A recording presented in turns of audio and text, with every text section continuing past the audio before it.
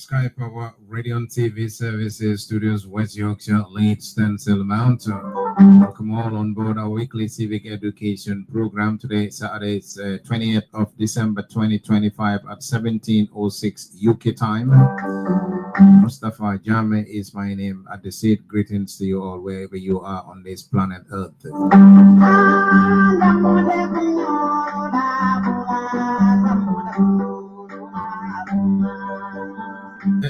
Assalamualaikum. Badi ngulung ngal kontung mobe dauda anibe watu tu.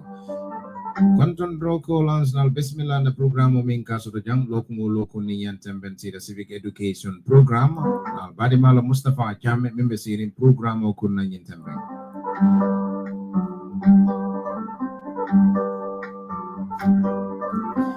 Okay, they will continue and then your features Sky Power Radio and TV services by features Studios, West Yorkshire, Leeds, Central Bound. Going to program civic education program under accent Harit Mustafa Jamene Kalen feature Rajabi.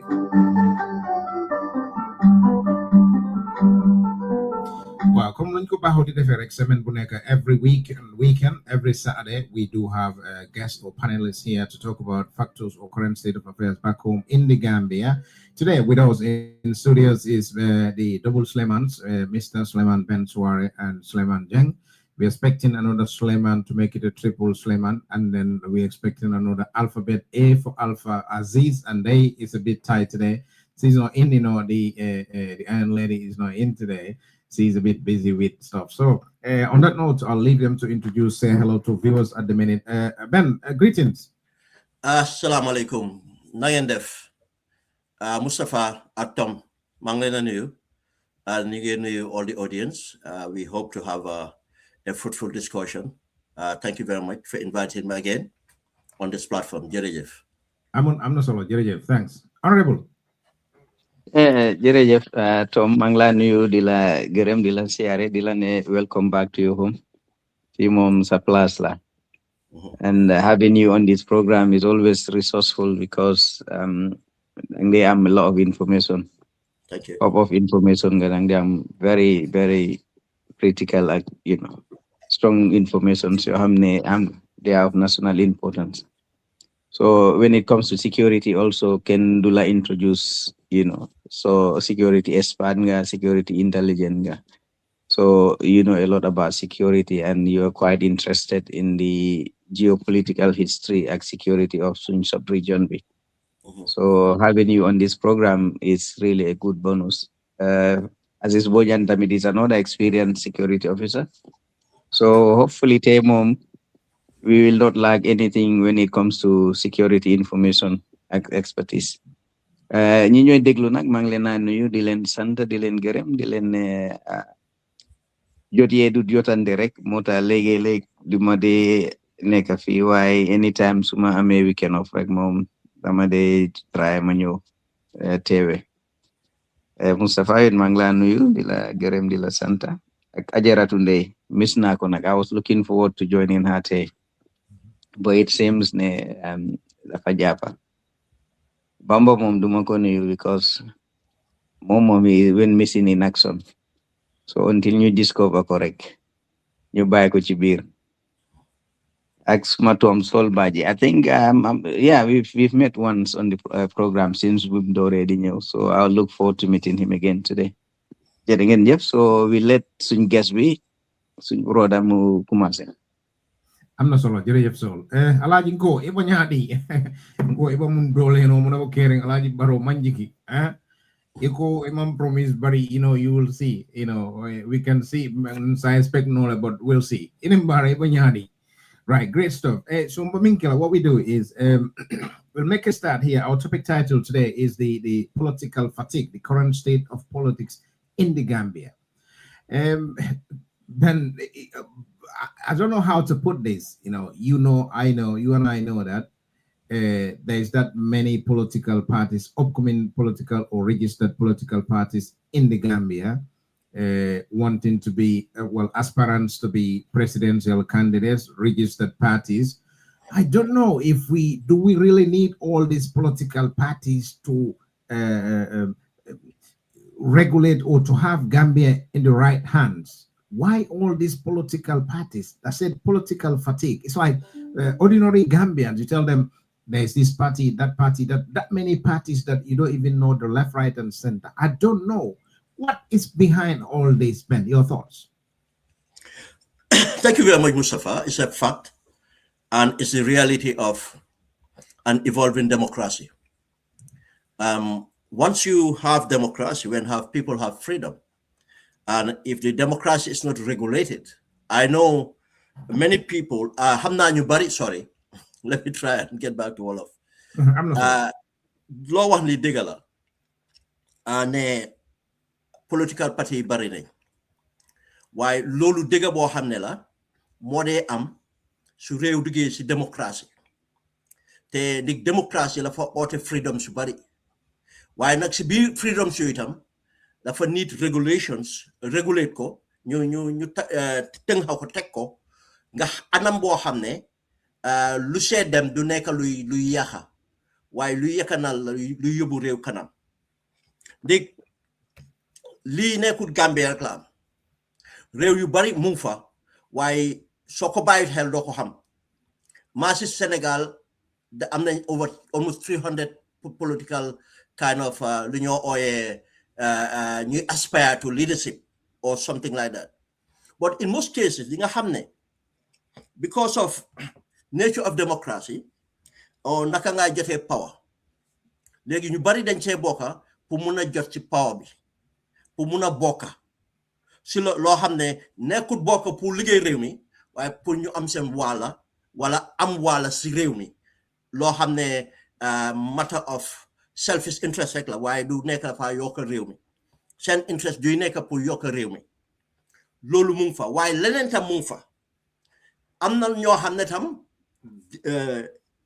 pare nañ bugga nañ seen éene ak seen mbébét yëpp tam mooy ne pour ekkati political party bu ees dema moom pour bokk si loo xam ne mooy amee réew mi am na loolu waaye nag nekkul ne lu bari yëpp nag duy nekk loolu ñu joxe exemple comme Sénégal bu maa si Pastef ñëwee dañ ñëw as political party bu ees daanaka kenn xamul leen woon ba laata part bi si la leen nit ñi xam waaye tam loolu jàngit la ndig soo xoolee ñu bari ñu laa wax ne dañ am political party wala dañoo aspire pour nekk candidate soo ko xoolee bu baax danga xam ne dañoo naxaate because danga war a xam wala danga war a wone lan mooy wone ne yow political party nga or sos nga political party wala danga war a wone ne yow am nga wala sos nga loo xam ne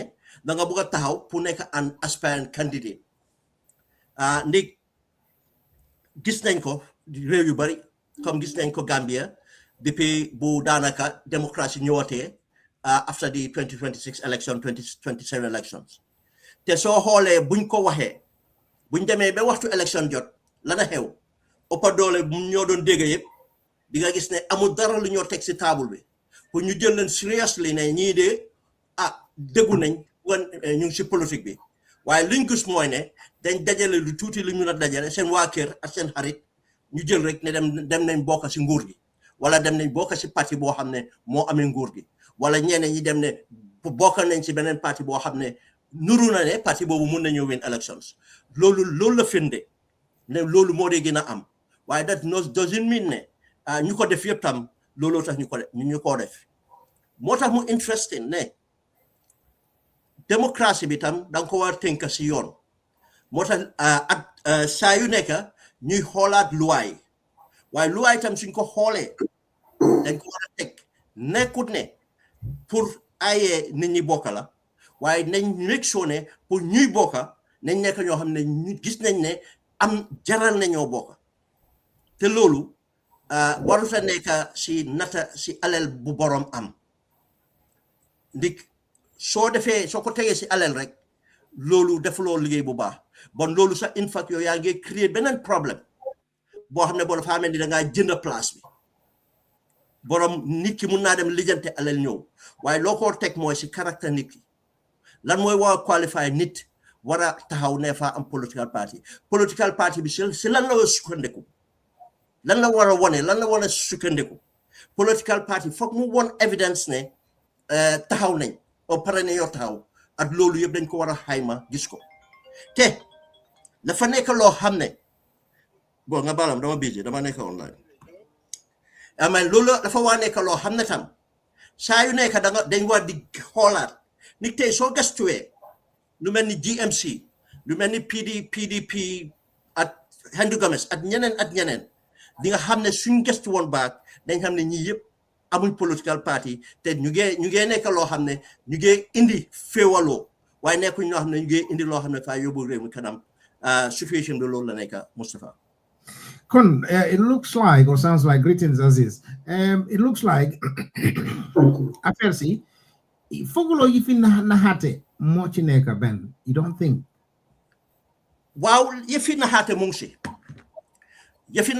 si comme ni ñu ko waxee gis nañ ñoo xam ne naa joxe exemple GMC Hendu Gomez su ma la laajee tey ak yow looy topp politique wala ma laaj suma koto Aziz wala laaj suma tooma ñëpp ñu ngi topp politique suñ yaagut a topp politique sax xëy na suñ profession waaye su ma la laajoon tey kan at kan moo nekk si executive yi may fàtti ndax di ngeen ma mun a wax ñaari tur soo la mee may fàtti tey su ma la laajee tey kan ak kan moo nekk si executive yi Hendu Gomez ndax mun nga maa wax ku nekk si executive Hendu Gomez tey su ma la laajoon ku nekk si executive yi naka la tudda Gap ndax di nga mun a wax ku nekk si mun nañoo dem ak dem su ma la laajee ana seen political bureau ndax mun nga ma koo war tey ndax mus ngaa dégg wala mus ngaa gis dara loo xam ne def nañ ko lu takku si lan si waxa nit ñi wala wan nit ñi ñoom lan lañ taxaw ak lan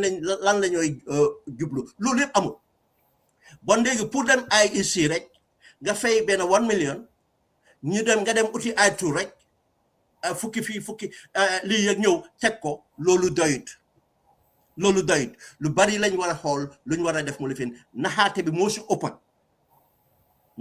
ëppa dañ am pour careful rek buñ ne anybody bon ku am political party rek nga commencé ndaw rek da nga bokk si tapale déedéet waaye soo demee ba ñaari at ñetti at wala election jot war nañoo gis indication si ndax yow serious nga da serious lo am na solo gis nga honorable Sol Jang if in naxaate bi daf ma dee naxari torop honestly if I am very honest with you because man suma background bi I'm a village boy ñun su def bi lañ jógee and then all these city boys ñi nga xam ne they want to aspire or ñi nga xam ne they focus on they're part of the elite they're playing games with our lives man your thoughts on this so-called fogulo dafa war a stop Sol. I think affaire is not only the city boys. So sadly, ñi form political parties, 90% of them are country boys. They're from the provinces, like from the Amga and Pombo area big you. Comme ni suma tom doon waxee rek xam nga 2016 foog naa dafa set a precedent for Gambian politics wherein gars yi dañ gis ne soo formé political party after presidential election bi danga stand a chance of becoming part of the government or head na dinañ la yóbbu into the diplomacy portfolio yóbbu la am nga si foreign embassy si ak yooyu. So for me suma xel bu gàtta dama gis ne léegi Gambian politics dafa mel ni is a business investment, business venture la. So ñu bari dañ say invest hoping ne dinañ reap some benefit either in terms of position boobu tamit mun na leen indil financial resources. So noonu laa ko gisee daal ñi ci ëpp doole. So comme suma tooma ni mu waaye xam nga soo seetloo seen setup bi doo fa gis anybody ko xam ne dafa credible ne seen ñi ci gën a bari apart from hen na doy UDP ak Essa Faal. Mama Kandeh may be a seasonal politician because bu njëkk ba is like he was very involved so disaster amee di nga ko dégga any national thing daal he would be the first politicians pour génna waaye fi mu nekk nii dafa mel ni you don't hear a lot about him, you don't see him much on the political landscape.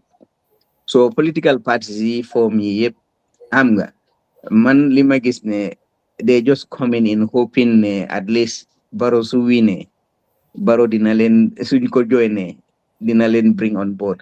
But I think Barrow is also learning, is becoming smart because so gisee my fat is there, my fat yaga nawa, you know, suñ waxee guy UDP dafa génn di jéema sànni xeer waaye still taxut Barrow xam nga redeploy na ko joxaat na ko position.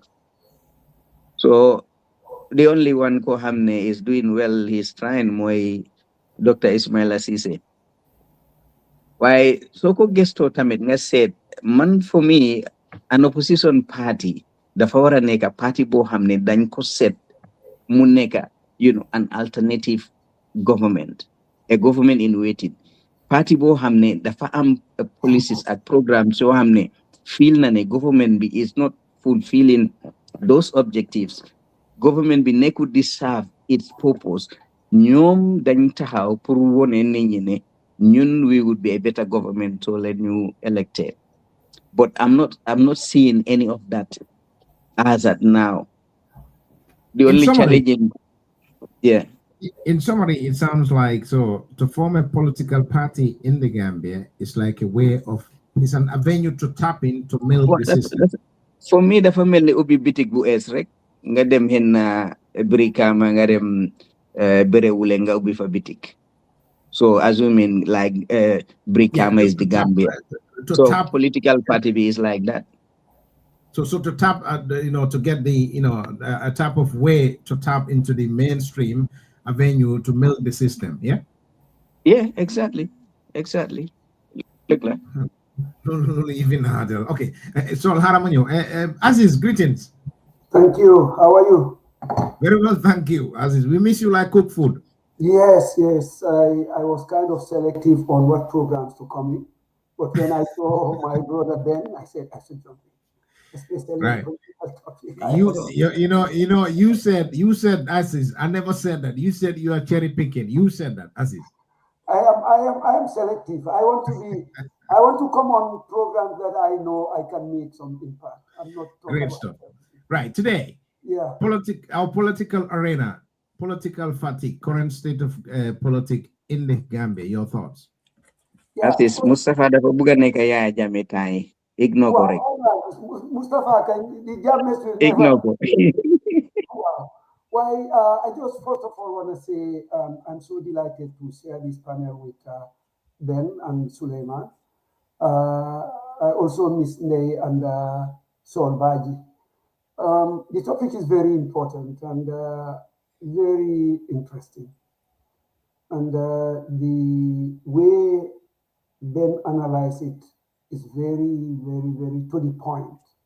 I don't know if I have anything to add to what he said, but I just wanted to bring a different perspective. Let me go to local language so that people understand.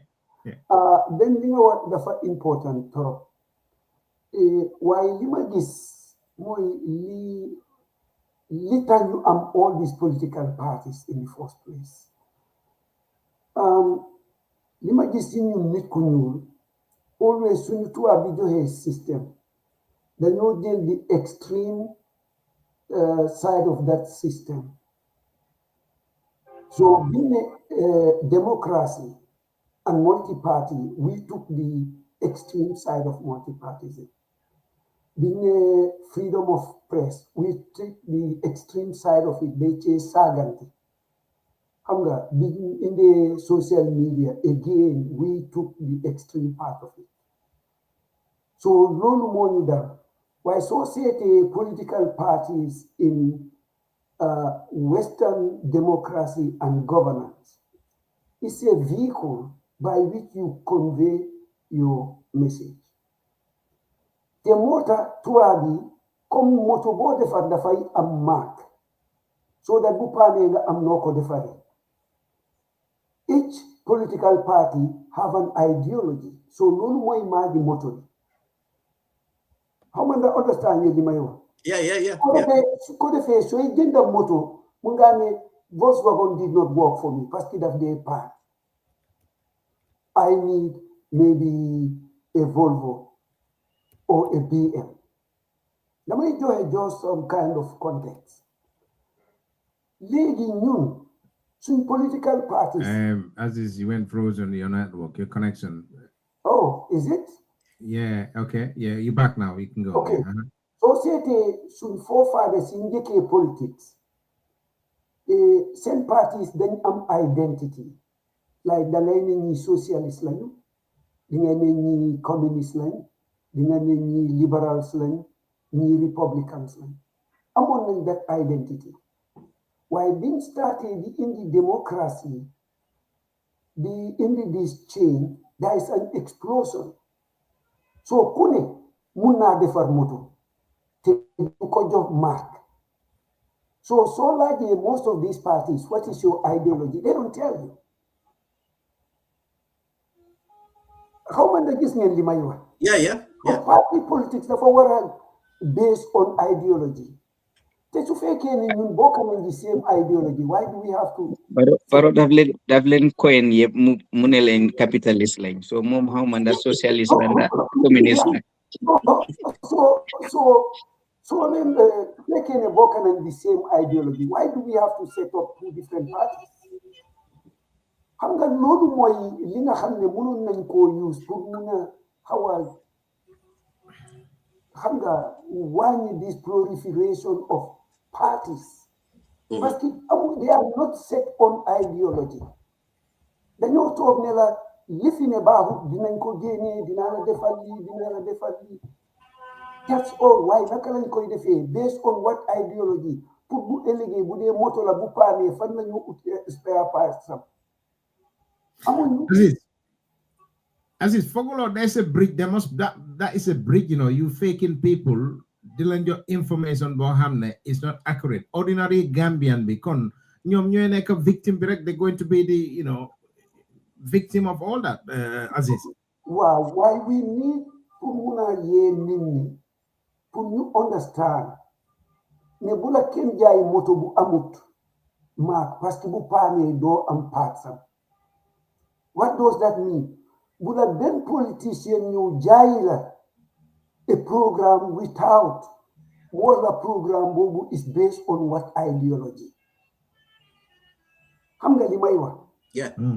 So that bu ëllëgee bu nit ñëwee ne la lii nga ne ko loolu ci ban ideology la fan la doxee where was it practiced nga dox na fa lan moo tax mu dox because it's very easy pour ñu ne la seetal Rwanda seetal Burkina Faso but li dox Burkina Faso may not necessarily work in Gambia li dox in other contexts may not, so you have to be able to li ñu ñaaka mooy the ability pour Gambians to the point where they will ask questions. So lolu amé these small parties, I mean small people form parties for different reasons. Of course, yes, am na ñoo xam ne dañ bugg place within the government. Am na ñoo xam ne they just want to use it for external purposes. Yeah. Pour ñu ne man back in my country lii laa fa. pour mun a jàppale seen bopp am na ñoo xam ne I can tell you that am na ñoo xam ne they have business people ñu am business interest in the country waaye mënuñoo am access and they want to fund political parties in the hope that suñu winee dinañ leen jox that advantage so loolu lu jara seet la especially funding te dama bëgg a joxe exemple quote ngeen fii Mama Kandeh I do not have any evidence ne Mama Kandeh was involved in that waaye amoon na jamono development ni Mama Kandeh doon def waroon na ñoo mun a taxaw laaj where is the money coming from mbaa du nit a ko doon fond lu tax munatu koo def léegi nii isi ne amatut interest si réew mi o ki ko doon fond moo gis ne projet bi le daal dematut kii mu ngee luus kon harama xam nga all of these things dama koy sànni foofu rek maybe Ben can analyze it. Yeah, I'm not sure, Ben. Affaire si man nu ma ko gisee you cannot they could be you want to make the country like Ususu Club or a type of way to have access with business these law are taking us for granted this could be dangerous Ben. Yeah, I'm happy ne koto assist gën na ko yaatal because so bàyyi xel lu koto assist di wax history jamono jooju soo xoolee even suñ culture dañ amoon naka dañ ne dafa am lu ne ñu ngi ko jagle woon ñoo xam ne they are into leadership ñoo xam ne they are into skill ama ñu leen a oyetiga ñoo xam ne they are into promote art and ñoo xam ne they are farmers ñoo xam ne they are this that that's how we existed yes ne that system lañ amoon but comme nu mu waxee su démocratie ñëwee how we apply that democracy is very important. Why? So, even the First Republic, it was not an issue because of Ninyi and of Japanese Ninyi, they were not aware. But then among a small influential minority, ñoo xam ne ñoo dedicated at the front, ñoo don't determine, how the country was governed. Then political party yep soko bayel then know out of something. Understand? Buñ ne nañ am independent am ñu dem xool ne ñun de ñu ngi jógee si kaw gi ñoo toog Banjul te buñ toogee Banjul ñu ngi doon jàppalante ñun mu jógee si kaw gi di make sure ne ku si am problème ñu jàppale la or ku fi manqué that means who passed away ñu jàppale yóbbu la and all those kind of things ñoo nga xam ne time boobu ñoom Sanjali Boja ñoo ko jiite buñ demee ba gis ne léegi comme que ñu ngi dem si independent te léegi ñun dañoo ne ubbi nañ political multi-party de démocratie ñun bugga nañ ñoo am parti te xam nañ ne ñoom jànguñ waaye am nañ organisation skills yi ñu dem uti ñu leen lead looloo indi Saadawda into politics yaa ngi gis foofu nga am ku mel ni Père Ndiaye jógee from at that period nga am benn ba ñaar si benn family nekk barista at that time xam nga loolu moom mooy ne yan élite ngeen lifin ba pare cosaanam and background am jàppana ne am na what it takes moo tax soo bàyyee xel the minute bu mu demee bañ expose position am amatul parti because it was not based on ideology comme lu assist in the field bi minute bu mu demee for the power grab he was powerful but mënut a sustain si ba ko nit teguñ ko si loo xam ne idéologie la waaye soo xoolee PPP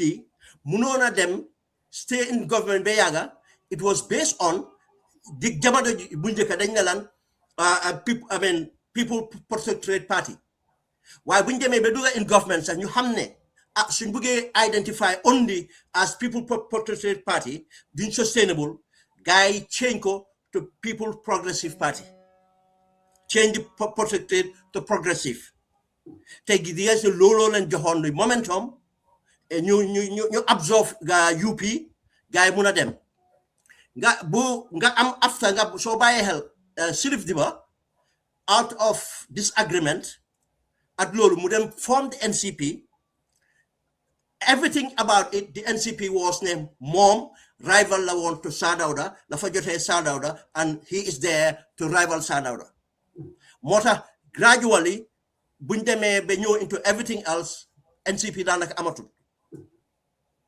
amatul PPP tam fuñ mistake mooy ne buñ demee ba leadership bi nekk about Sadauda rek mu yàgga fa then coup d'état bi ñëw obviously you lose some power then di nga gis ne ku la ëppa resources bon su ñëwee rek la faa jël des na évolution boobu lañ doon am moo tax soo xoolee PDOIS ak luñ tuuti dañ dee am relevance because ñoom bu ñoo ñëw pour form party am na idéologie bu tax ñu ne dañoo form party ay socialiste lañ gëm nañ lii and dédicated nañ seen boppa si loolu regardless whether ñu am nañ government or amuñ government ñoom gëm nañ ne seen gëm-gëm dañ ko war a nocco pour mu mun a dem kanam soo ñëwee to UDP dañ ñëw out of necessity léegi PPP ban nañ leen ban nañ NCP ban nañ like say all the established political party léegi foog beneen political party génna nekk in the opposition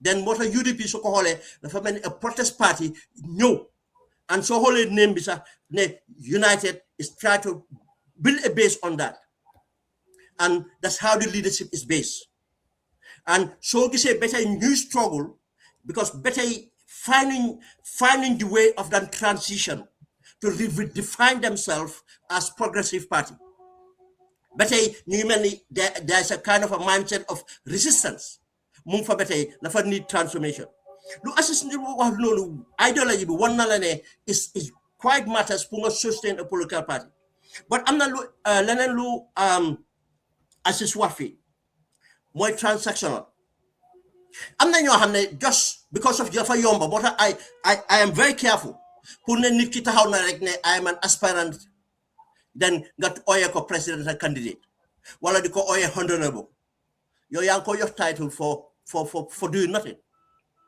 kooku she correspond with someone outside of the Gambia laf ko ne I'm a presidential candidate te the word presidential candidate si ku ko xamul is a big thing yaa ngeen ne am naa chance pour nekk president of my country understand or mu dégg ñu ko ooyee honorable dafa ne this guy must be occupying a very sensitive position or he is recognized in that country waaye fekk because of wax na rek ne or attempt na pour run parliament sax xëy na runul parliament sax waaye bu moo attempt pour run parliament rek start nañ di ko ooyee honorable wax na ne dama aspire pour nekk a candidate just like Essa Bukarisi already ni ñaa ngi ko ooyee ambassador president at Essa Bukarisi I mean with nothing there's no evidence ne he is serious in what he does but people will say that because léegi normal nañ ko but lu gën a dangerous in fact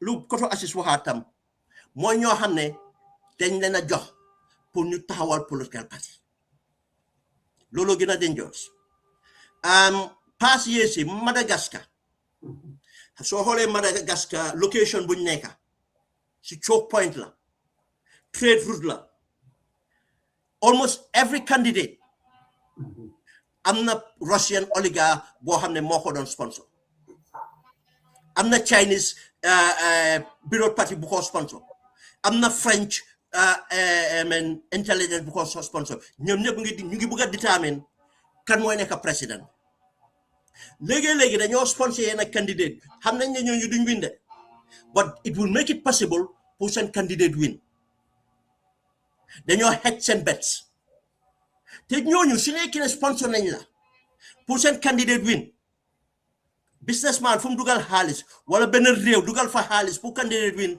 xamal ne kooku bés bu candidate bi winee daf koo contrôle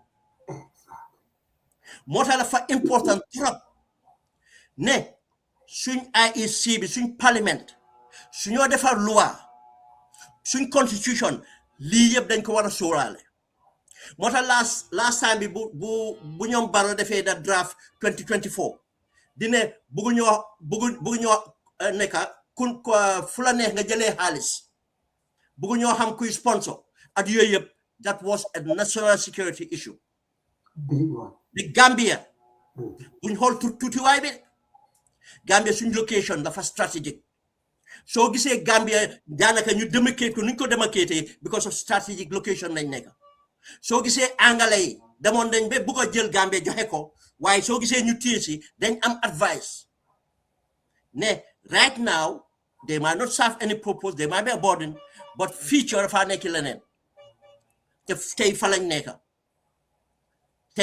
nekk su Gambia amee leadership bi we can transform our country in many ways just because of fuñ nekk location am na lii yëpp moo tax la fa jaar ñu xoolaat politique bi that's another thing lu ma bëgg a yokk xam nga with social media or with technology léegi dafa easy pour nit siiw benn ñaar rek ku nekk xam na benn soirée su ma la waxee Moustapha ñaata yoon la nit dee ñëw ne ma danga war ron nekk président I'm telling you su nekkee ku nekk su ma ko waxee ma am £1 na léegi tey ma nekk a millionnaire ñeneen di la ne man su ma duggee politique yow rek ay tax ñeneen genuinely papa bi am na kaddu yoo wax rek doy na leen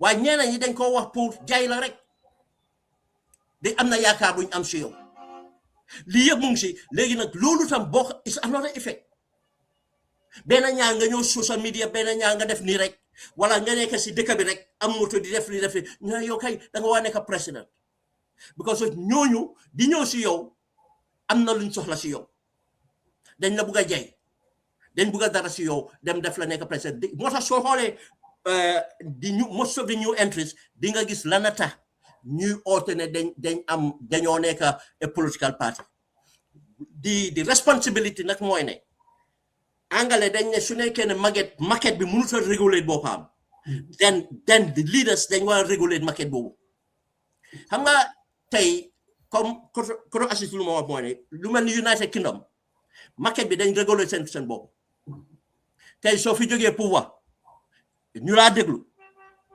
xam nañ ndax war nañ laa déglu ndax war nañ laa déglu foog nga wax leen su dee xeet la sax na nekk xeet boo xam ne ñoom gëm nañ waaw waaye doo ñëw rek ne dama am looking good o maa ngi jógee fii nga dem waaye xam nga Gambia mun ngaa ne maa ngi jógee Kaabiloo Jammekunda nga jógee Burfu Jatakunda o nga jógee Somwaay Jalakunda o nga jógee ñoomi Bakunda because of am nga village lifin boobu rek nga ne damaa dem into politics and next minute political party yu mag yi doo di la xool kii de soxla nañ ko xaaral ñu négocier ta moom because of bëgg nañ vote ñoomi o bëgg nañ vote kombo o bëgg nañ vote feneen waaye yow xooluloo kooku jikkoom sax xooluloo ko as a political party xooluloo lan la amee waaye comme fii nga ne papa maamam imam la woon waaye papaam alkaalu la woon wala papaam chef la woon wala famille bu mag la jógee nga lifin moo tax xoolal candidates yi yëpp di nga gis something like this on them. It's not about ideology, it's not about leadership apart from ñoom koo gis seen boor la fa nekk ñoo xam ne dañ ko naw nekkul ñoo xam ne dinañ maasoo moom sax te su nekkee ne da ngeen a ànda ngay seet ñu laa toppa rek maa la ne sa dem bi du yàgg sa dem bi du yàgg. This is the reason why political parties they are not sustainable. Elections si jotee ñu ñëw ekati ma jël example of mention nañ fi Mama Kandeh lan moo first dëgg la any political party bu use money for popularity because of opposition sa soxla nekkul si gasteen sa soxla nekkul si bill school loolu yëpp ku ko def rek laaj ko xaalis bi fu mu ko jëlee yow sa soxla mooy policy dangaa draft policy dangaa hold government accountable dangaa jox nit ñi hope dangaa wane representation wane ne yow soo jëlee li ngay def waaye nag yow gisuñ alal bi xamuñ alal bi boo jógee nga ko joxe bu boobaa bés boo duggee nag soo defee naka su dit noonu bon ñu la fa dugal ñoo la tooy su dee nit loolu am na bés bu xaalis bi taxawee luy xew ñoo ko doon jox nit gëmuñ la nekku ne dañ la gëm de loolu leen doon defal la léegi nag soo fi defee teen nga ñëw ne def naa leen teen léegi ñu ne la waaw nañ nga sànni karta léegi benn soirée ñëw defal leen borehole bemen be taxi ay pompe kan la ñoo sané so xolé besi Mama Kandeh most of besam yeb dem na ci President Barrow because of President Barrow government not only ne dañ am identity of background waaye ñoo nekk government moo tax soo gisee nit ñi dee struggle pour win basi UDP because of UDP dañ hemorrhage xam nga struggle soo si nekkee da ngeen dee dem ba jàppante léegi dang dee bañ ne man betray naa suma struggle o betray naa suma colleagues yi su fu ma jaara ñoom ñëpp loolu moo leen dee indi ñu nekk benn moo tax soo bàyyee xel PDOIS pour nga gis PDOIS member bàyyi politics dem bokk beneen parti bariwul xamal ne kooku jikkoom sax bon dafa nekkul PDOIS waaye àndu ca ñoom ñaareel si ñoo def sax ñoo bàyyi politique si boppam. Mamadi Kurang. No, I mean, it's not. Mamadi Kurang was the transaction of PDOIS. Then if you allow me to jump in, Sapurgena Botre support. Now let's make it interactive, Aziz. Let's make it interactive. You know, you can jump in anytime. Because more about PDOIS is very important to you understand ideology. PDOIS being going form, then jungle mini same ideology. Halifa dafa amon night schools ñun ñep dañ nañ koy attend fofu lañ lay jangal di socialist ideology ñoom si lan lañu gëm lan lañu wéeru da nga xam ne tey di nga mun a explain why you join nakalaati PDOIS soo demee for instance ci province bi wulli ñaakoy fi nga xam ne nit ñi foogoon nañ ne ak ci jamono boobu nit ñi eewul waa wulli were so much xam nga dañ leen jàngal di ideology they were able to ask questions PPP si jamono boobu itam amoon nañ benn foundation bu tudda Frederick Ebert Foundation na ngeen ko seeti c'est German foundation daf dee jàngal political parties yi about political ideology especially parties yi nga xam ne they are left leaning ñoom la daan jàngal dañ leen daan indi su ko defee ñu jàngal party executive yi soo seetee in Sénégal si jamono boobu dañ lay ne socialiste socialiste they believe xam nga yooyu yëpp am na waaye léegi loolu yëpp amul transactional kind of politics lañ fi am what is it in for me and population bi itam are now selling to the highest bidder loolu is transactional kii ñëwee jox la nga jël kale ñëw jox la you're looking for the highest bidder. Go ahead. I think in the Gambia, it's lolo political ideology. So ko hole mostly see elite living be group bila M. Like yo man Tom. Why so they may in the provinces apart from Nyako Ivingawa. Of course, Doi has started educated people long before Koroya. I'm going to send party beg you. So they did a lot through and Nyakoi nursery school be. New Barino Hamne Fumnekani is like young Lenaranyesi politic, real politic consciousness. Jarne you Emasinyo Pasamba Jao Agengi. So why dangagisne nyun when it comes to politics in the Gambia, generally politics is more of a personality politics than politics of ideology. Because even PPP si bopam, do muna ranye PPP ne li moisen political ideology. Obviously, understand nane every politic or every politician or every party then could they form for a reason. And ni Sumatoma side, you know, the protectorate people form PPP after being in a new, reform. So Dagagis ne doi is the only one. Most of them, Danberu, new forms and party. UDP, Bingbane PPP, ak other parties still a UDP new. NCP, come him wahe, no lula ame problem, ajawara. Asan Musa Kamara Tamit is the same bingo Guinean vice president, Sila form party. And then online party by PPP. So ñooñu ñëpp duñ form political party until ñu jógee si government bi. So yow li société wa am xama naka lande landa farso malo ñaadi a farasita mim dala. Understand?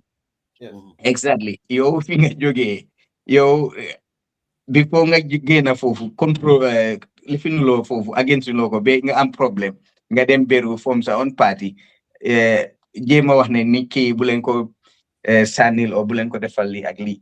So do they make sense? I think li gën a important comme I think xamanda suma tom la da assist moo ko wax we need to help remind nit ñi ñu sensitize leen ñu door di ask questions. Political parties in what you saying though, I'm not solo, because Soko Hale, UDP currently as you speak, you got people they were in UDP before, now they're forming party, people who were in PPP before, now they're forming party and that sort of thing. Lulu, it is turning to be a culture now. Lo Hamne is a norm now, it's a normal thing, Because I think most of them, so like a political ideology, harmonico. A good example, my President Barrow. Bimta have fongna mankama mune, most of these people legi ñi di lache. Mune ngeen buy health ñooñu, they are capitalists. Xam nga bu affaire tangon ken gisulen wa legi affaire sedana ku nekk buga na ñew jël part. Waaye bima ko doon déglu maa ngi xalaat kii mu ngi wax ne ñi capitalist lañ moom ban political ideology la nekk. So you cannot even identify your own political ideology.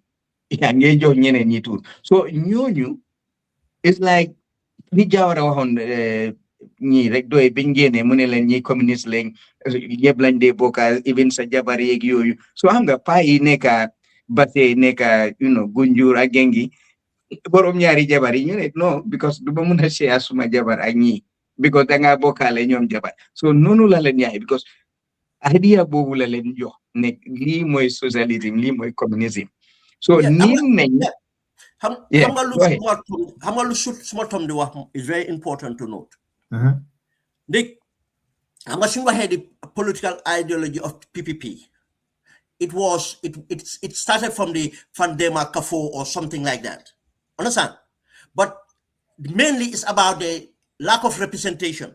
Bul fàtte ne time boobu there was kind of a representation within the colony, but provinces we don't have representation. Now, when it was open, now you get advantage of forming a political party so that they can be represented. What so by them down the line, it became a party of opportunists. Because in order, let me give you a short example. Half of what became PPP cabinet were from UP, because you have to cross carpet to come and join. Now, instead of with the ideology of Fande Makafo and all these things, instead of to create a situation where they will sustain power by bringing in coping in people. But what that does is it la fa wañi sen value moy ne yow bon ku ñew rek su la mëne indil dara rek dina bokka légui yow sétatulo value ci yo xamné mom nga tégon mota so baye hel sen economic living revival programme bi after the thing ñu ko ay won tesito bi ñu ko jëlé from again about the Fandema Kafo, you see ideology they try to have that ideology but the leadership gis nga so amé ideology tam da nga need a leadership. So holé PDIS lolo lendal am nañ ideology of socialism at yep, but you got to be very careful so define it properly. Better opponent define that. You will take years to try to correct that and you will never be corrected. With express an ideology, the vast majority of the people, they don't understand what these isms are. Capitalism, because barabuya capitalism sa the meaning of capitalism. Ism si hamun ko. Legi na PPP bi luñ def yefi say ne ñi communist lañ te time boobu during the Cold War ñi Russia la ñoo jógee because of ne gëmuñ yàlla sax xam nga imaginal ne Gambian mindset nga ne leen gëmuñ yàlla The mistake with PWIS, because when they started, they said they wanted to separate religion from politics. Time we saw ñom duñ def salatu fatiha before you start meeting. Now, so the fellow you know these people neka Gambia ñu ne duñ def salatu fatiha. Bon de degal ñi bon ñoo rosen ci ñoo am. Ama next minute ñu ne la sen lu nekk communal lay nekk. Léegi ñu ne la soo amee jabar sax du ne soo amee ñaari jabar du nekk sa jabar da nga séddoo jabar o soo amee tool dañ ko wàññi. This was they did not have time te bul fàtte tam time boobu social media amut. It was mainly Radio Gambia and so on te ñoom duñ am access as these people have access. They cannot never fix themselves. Before bu gaay dooree di am access sax ba di egg then the coup of 94 ñëw. Technically the discourse was completely different. The challenges are completely different. Lii yëpp moo leen amee. Moo tax the ideology is very important, but leadership bitam how to communicate this ideology is important trop, and how to make sure that your representation is broad. It's not. Naka nekkul loo xam ne sa grassroots rek, because any party bu jóg di nga am sa grassroots, di nga am sa background. Tey su ma formoon party waa Bakawi would identify. Obviously, some Fullers will identify. It's a natural thing to happen. It's a natural thing to happen because of ñun suñ cosaan ak suñ background. Identity is very key to it. It's very key to it. Ñun ba tey evolve luñ to level boo xam ne dañoo bàyyi identity fële. Gambian boo laaj tey soo ko laajee sa tur rek foo jógee la France fi na la jox ne la diw mooy suma mag wala diw mooy suma papa waaye mu la wax ne diw mooy papaam because of papaam is recognized. Xëy na mu ngi fii ne yow recognize loo ko waaye diw mooy suma papa wala diw mooy suma mag because suma mag mooy IGP o suma mag mooy ministre bi. Du la mun a du la wax identité am si rek ne man la total identity la fa broaden to mom background. And this background is very important. Pour ñun moo tax it's easy ñuy am these personalities because politicians yi ñoo ko want to change. Ma jox la example of this. So by her Pastef bu mu ñëwee naturally Casamance became a base for Sonko, but does not define Sonko because of the policy and the arguments. La fa tax ñu am a broad base within a short period. The composition of the executive is very mixed. It's very mixed.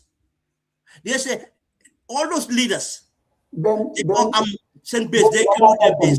Ben Balanga, sorry, the farm law was stick with me forever. Naninga fe ñu bañ la identify ñu bañ la décal. Wow. Parce que buñ la décalé féna it will take a long time pour nga génn ci. Génn fa, yeah. Dal na PDOIS. Dal na suma parti UDP. Then you décal fo xam and we are still fighting pour génn. Dal na even nakalati APR. Because then leen décal fo xam is difficult. Yeah. Lii dinaa ko bàyyi xel bu baax waxuma ne damay comme political party de waaye daal political party si dañ war a bàyyi xel foofu. Yes. boo fexee ba sa noon am fu mu dëkka ne yow lii nga pour génn fa dafay jafe. Thank you. Asi soo bàyyi xel si West bi fii duñ dee xeeb allegations. So allege a party something, they'll come out. Because then you're responding to it and then co reference ne boko wahe lila law. Then you buga audience boy target. You am a narrative. Why you so toge you was the rangane lumako fale. Suma no ni nyoko. But you go deglu. But you dealing with new people. You them begumko. Let me give you an example. Recently, this is about 2017, after the living, Suma Bena elder sister, she's about 70 now. Mune dañ dem dëj Serekunda ñu tase fa Halifa mune ama betay laf ko lay wax ne yalla ma Halifa bala mune mu ngi tok di time jot pour ñu julli mune mu ngi tok di seet na Halifa na dem julli. Yeah, because she grew up believing it. Yes. Yeah. And Kumala is educated. She used to be a teacher. Senior school teacher. Now, a senior school teacher should go me lolo. What do you think of Nidamot school? You see? Ama limota politics la fa need ñu organize properly. Te xam nga in the Gambia another thing mo nekk di dem on. They am establishment, but muni ñun betay we cannot work out to form an anti-establishment base. Because PDIS failure bobu lañ am tam dañ dem ba continuer ba nit ñi gis leen as part of the establishment. Because gis nga so define sa bopp properly su yàggee rek ñu na lañ yéen yëpp a am because of doo dee taxaw mun a bañ ne yéen yëpp a am because yaa ngi masla si bari lu bari rather than di dem forcefully si boobu fi nga xam ne ñoom ñëpp a am tax na ba pare ñu bari soo leen waxee léegi soo xoolee Gambia nga laajte leen di speak about politics dan la ne we would rather have Barrow than ñi fi nekka oh gisuñ an alternative so loolu daf ma dee jaaxal yow it everyone ki fa nekka nga ne gisuloo keneen koo xam ne moom nga mun a replace Barrow we have that with Jawara bi mu fa nekkee man when I was growing up, to be quite honest, the Mofogone Jawara is a unique name or is a supernatural person because of the two Jawara. So them na be to a point, a lot of Gambians and Finne can munuta yobu dekabi apart from Jawara. Bim 92 bim da fari sign yang e dega pai a kelifa e di joy. So ñu ngi wone ne mom waruta bay because ñom ken si ñom wasn't fit. Apart from Fogna, Baby Dabo and someone else, they wanted Amga Pun step down, you carry on. So Lolo in the new Jamme. Jamme if I neke, you dig the same thing. Ken Munuko Genefo, Ken Munuko Genefo. And then, winning if they decided to come together. And then Geni Nenko. So in folk new door the coming new define one new leland. So if form a political party, then I want to make it very clear. You are different from the lot. And you are better than all of them. Nga wone ninyi li aglila and purjai. Aglila johe. So lingen mawara votal. Why warulet ma votal because man suma papa was very well known. Oh henna suma yai. Because suma papa de wat so gene nyune la yai kan. Nga de man mai domi diu. Mune yo fonkulo sa bopa. Because so fonke sa bopa. Sulat laje yai kan neko mai diu. So borom su buge hamne yai kan nga explain ko li aglila. So li aglila def li aglila achieve. Balanga gestu sa gannaaw. Because dafa melni yo sa gannaaw moy sa wéru way. Why yo amulo di functionality pour muna project sa bopa. Muna present sa bopa. So politics in Gambia bi lolu dafa wara change. And we need to be part of that change. We need to be talking about it. We need to, remind the people. Warulo votal Aziz because Aziz was a former police commissioner. Aziz Hanga, Dimbalena Soljeng, Aziz Hariti Sola, Li Agli Lanko wara votal. No. Danga wara votal Aziz because Aziz dafa am something lo hamne baro amuko. Aziz Utahawe dafa muna project something lo hamne baro munuko def with the 10 years we neke. Example si lolo. So by hell with the issue in Fonyi, political parties, them nañ be opposition bilamin, them nañ be at even government, them nañ be many they ragal for them identify sen bopa within Fonyi. If ñom sen bopa dañ commit crime Fonyi. Understand? Legi luñ def moy dañ dé bëgg dem through intermediary wa Fonyi pour ñoñu indi la nit ñi. Te loolu luñ def rek mooy ñoom dañ jox sense of importance to certain individual in Fonyi because of ñooñu before in positions yoo xam ne Jammeh joxoon na leen ko léegi moo tax APRC relevant Fonyi ba tey so Gambian political party si Japan se bopane foñi Gambia la ñom political party bu represent Gambia la them to the people waxtana ñom about the policy ne len suma policy li la mo indi foñi suma policy li la mo change li mo def then change dina do di am di nga gis ne the relevance of APRC du fa nekkat relevance of most of these people du fa nekkat abe di amul ñaasi lana tax amul ñaasi am relevance because of Barom feel na ne amul ñaasi na ko indi supporters lana tax Baro recognize lang tombon tamba Japan na daf ko jox daf ko indi supporters so on and so forth but ndax Baro dem na foñi o pattern bi dem nañ foñi di engage wa foñi for their benefit waaye suñu demee foñi rek waa xam nga ñun bëgg nañ jox nañ Yaaya Jammeh ciram mun na moo del si nii rek fekk yaa waxuloo dëgg yaa ngi ko def rek yaa ngi feel ne these people dañ empathize Yaaya Jammeh why not nga educate leen why you are different or nga advocate something different from you Yaaya Jammeh advocate hence the political party nga obviously soo ne could APRC then danga gomlu ute APRC why can't you go and tell them why do you need someone in the APRC to come and nga expect ko fa dem muna ji gene nit du leen muna gene because suñ ko xoolee dañoo xool ne kii daf ñu betray dem UDP kii daf ñu betray dem si Barrow kii daf ñu betray dem si keneen that's how they were going to see it moo tax engagement bi dafa important policy dafa important te xam nga soo waxee nit ñi communication dañ la dee ne waaw lan la fi PDOIS waxut waaye naka la ko PDOIS defee duñ ko dee xalaat mun ngaa wax bi yëpp but naka nga defee si waxin bi message bi ak messenger bi is different tey doo mun a am benn leader koo xam ne mooy represent su ñëwee si issue about women benn leader boobu issue about youths benn leader su ñëwee about anything benn leader bi la ana the executive of the party just looy wax ne political party la fa war a nekk an alternative to government ana the spokesperson for security ana the spokesperson for women development ana the spokesperson for health ana the spokesperson of agriculture why didn't they identify the expertise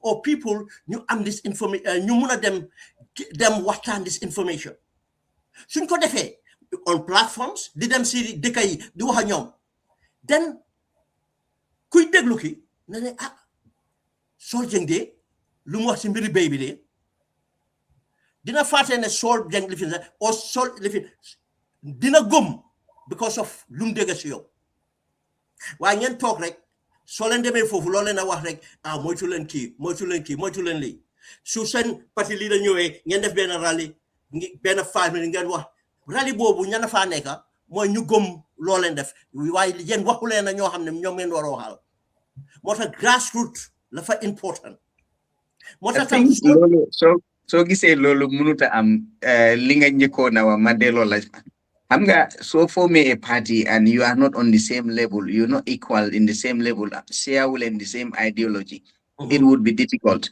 for instance said na fi ñu ne waa Mustapha mooy aussi am nga Sky Power so moom mooy joxe di sorts so ma assist dañoo ñëw rek atteindre joxe suñu ideas so we are not relevant when it comes to decision making moom mooy finance moom mooy def yëpp so suñ input du am njëriñ xëy na dañoo ñëw dogo ci gannaawam duñ ko ñeme ña wax loo xam ne lii moo fa nekk waaye if we are on the same equal level we are all contributing equally xam nga towards the progress of Sky Power duñ xool ne whether he is happy with our choices or not nekku fa it's like when it comes to the group admin man maa nekk group admin bi so ku nekk am na a role si Sky Power so suñ formé a party we are seeing ourselves as equal partners so kenn du xool ki su ma defee lii dina ma daaxa o xëy na du ma am relevance ak yooyu so ñooñu lekkukaay lañ dee gisee political leader bi sol mooy share ownership bi rek wax nga ko fa loolu lu important la you are quite right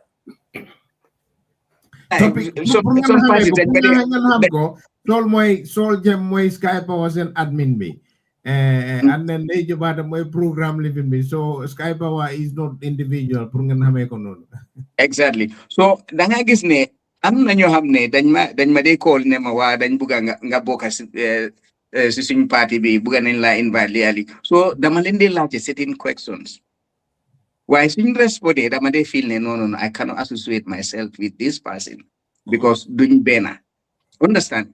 Because benn da nga bugg a associate ak someone ko xam ne di nga mun a independently joxe sa views doo ragal any repercussions ba pare du ma bokk ci nit ba pare expect ne yow suba dinaa ñëw nga jox ma dépasse o du ma bokk ci yow expect ne xen na yow dag ma dimbale ma am liggéey non so su ma join a party dama ñëw join as an equal partner pour mun a contribute equally for the development of that party so noonu gisuñ ko ci political parties yi because kenn moo dee jóg rek like li nga wax am family am ak friends am yi mu form party invite nit ñi so yow su la invite you are just an invitee understand so dañ laa gisee as gan soo fa amee 100 years they will still see you as an invitee moo tax da nga gis ne UDP am na da issue dañoo ne 1996 UDPians ak 2016 UDPians so there is that difference.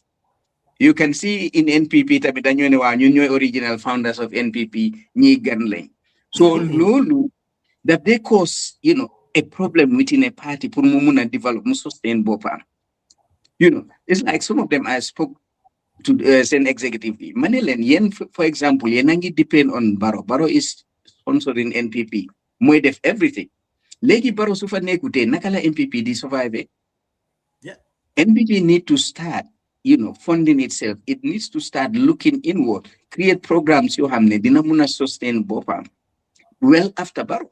Mumuna survive. Why most of these parties amuñ lolu. So NPP is a young party, muna survive lolu. Why unfortunately it's like it's the same thing.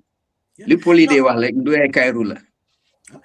Ama soko baye hel sax ne combo bi mun nañu ne active yëpp combo bi la seen messaging and everything yëpp combo bi la tey soo laajte woon seen am nañ dañ laa ne am nañ representative Badibo am nañ ñoomi am nañ fii but ñooñu day to day what do they do xam nga parti bi la fa war a function not periodically la fa war a nekk a day to day operation buy dem on soo buggee nekk parti bu sustainable and parti buy mën a take government yes moo tax sa organisation la fa danga looyoonoo danga strength la fa war a nekk ngeen joxe ownership nekku soo gestoo gisuloo parti leader bi taxut yow xam nga loo xam ne moom nga war a def yaa ngi koo def suñ la nominaté parti chairman not because of party leader bi xool na la ne solde na loyal to man xam nga lu bari loolu sax mu ngi si structure si sax dañ ko dee teg seet kan more loyal to the party leader it's all about the party leader su party leader bi amee doubt rek déedéet buñ fa tekki léegi party leader bi seetul sa capability seetul sa sincerity seetul anything lu mu seet that whether you are loyal to them léegi yow secure nga the position léegi nag secure nga that position of a chairman lu important la léegi yow soo defut sa liggéey keneen du ñëw def ko turi ne chairman a ngi am Badibu o mu ngi am ñoomi wala mu ngi am Farato mu ngi am fële but chairman yooyu nekkuñ di def seen liggéey boo dañ leen appoint because they are loyal dañ show loyalty to the party then other structures itam looloo si dee nekka moo tax the incumbent power bu ñoo wax soo gisee mu dee work because of party bi and it's not responsive they are suñ active proactive dañoo undermine anything loo xam ne mu ngi jógee si incumbent bi ñoom nañ ko undermine this is the only way you go about in order to win elections so gisee within 10 years Pastef mun a win election is because of the dynamics with everything thrown to them they have different structures you do different things they have elders of the party they have the different youth living to demonstration they know people that will own up to the demonstration they know people that will take care of the demonstration they will go to the demonstration they are looking for the resources to take care of new demonstration the logistics and everything else in fact they are preparing some of them will be arrested who's going to get the lawyers who's going to bail them out who's going to to their family if they're in hospital who's going to check them in hospital you see li yep su trial amé ñan ñoy dem ci trial bi Then I'm different people you call def. We every region, whether we are popular here or not. Te duñ dee xool ndax fii suñ base or not. Anywhere they all try to am a representative. Lii mooy wane ne bés boo di nga mun a challenge incumbent bi. Waaye yow su nekkee ne everything works with the so-called central committee. Right. Base don't go create. You just don't form a party and have a base. Don't create base. Communication be dafa vary. Legi at least we are lucky among social media be. So social media be munga ko utilize in so many ways for hamga spreads a base, create base, supporters, sponsors like you. Why the parties come how you organize yourself, same ideology be, same aims and objectives, same philosophy be. And you should be equal partners. Like expertise. Key is an ex-police officer, Harama Joko security. It's like UDP being started. That was what happened. I'm on a similar structure. Because I remember in 2001 presidential election, Bima and a guy, Siaka Sonko at former, I think ASP Fati, Wabri Kamala. They were responsible for the security of UDP. Amon mentioned you would sleep in Agu. So Amon Nenyo Hamne is like these people are responsible for communication campaign. Each division, Amon their own setup. You Hamne, you don't control for. To be fair with UDP, they still have it. How effectiveness with Moy they still have the structures everywhere. But how effective Moy Wabi? Okay, I feel like from Nekani, my concern is all these people, these political parties, the big ones, have been going to how they call it, they've been going on a tour or meet the peoples or meet the farmers, meet the people, how would I call it? And the problem I have here is my concern is ordinary Gambians. They are very innocent. See affairs, yep. The national cake bi ñun ñepp ko bokka ñi nga xamne am nañ access ñoñu I don't know they're milking it, they're not telling us the truth. ñun ñi nga xamne we just asking for the minimal jox ñu bohol rek ñun dinañ liggéey the rest, but no, we don't have that. So legi I don't know where do we stand to educate ordinary Gambians. I think it reminded me before Romba. There was from this MP, Bibaro, one of his meetings in Banjul. He went to see hospital in Banjul. Francis Amai was small teaching hospital. Mune bimdeme si hama maternity ward bi dafa gis 3 babies ñu xamne ñu ngay use bena incubator. Yeah. So and Barrow's response was very aggressive. So it's like he wasn't happy with that. Bepare munkone MP duko muna wan ligeyam mom hamna su fekone Banjul sering la like something mom sering la diko list karna Banjul bejeal. So mage ma hol ko mane ki munuma understand is like ñu ngay change waji is changing so quickly. In that context, Saul, President Barrow is arrogant then, nah? I wouldn't say he's arrogant. I would say he's aggressive. Lola manifest. Wow, dafa aggressive. Hamga arrogance dafa ute being aggressive, being ignorant. Understand? Because Sufekone is a smart leader. Ignorant or arrogant on that in that context. So I think I would say a little bit ignorant because Sufekone, he was a smart leader. He would have said, okay, this is good. It came from an MP. Legi man, I would dina task like Jawara Lola dan def the under minister them yep. Anything lo hamne one ne li agli lang sola. The fact gets to minister be Nela li gets to li. That have done follow up later or not. Yeah, I don't know. Understand? So you lawara def. You minister be that go tieng ala cheko. Are you aware of Ki Limua? Because Ki as an MP, I don't think he's going to stand up. Mu make allegations you hamne they are unsustainable. So if they can lola, your minister be land mo is allegate. Why you yangi one you hamga will make a Banjul for state of the art? That is not true. Lulu Dega, Lopitan be has issues. So minister be the cover a whole accountable, the power check Lulu Mutserko. Because mom sufa gene elect Lulu legacy bubala for him. because Jammeh so gisee xëy na daf doon micromanage because xam na ne some of these people ñoo xam ne appoint na leen they were not doing the right thing because after bi njëxee mu ne xam nga dafa jëndoon ay machine waaye gars yi dañ sàcca most of those things even on the Jammeh you can imagine if they can do it bara ko xam ne du daaxee du dooree du saage you know they would do the worst thing under him so kooku su la waxee loolu balaa ngaa toog di tontu yu ak ku naari xool koo xam ne xam nga dañ la saaga ndey yow leader nga people will tell you your problem. Tom lu mu wone rek mooy this xam nga I mean moo tax Mustafa du wrong about the arrogance is the sense of entitlement ne moom lu can water criticize. Exactly, I think that is the right term. Self entitlement. Wow. Yeah, nit noo ko waxee mooy ne moom in fact moom su ne fa ñëw fact finding meet the people to mooy na nga ñëw you would expect that yeah you would expect that. léegi su la nit ñi joxee just as you said Jawara used to do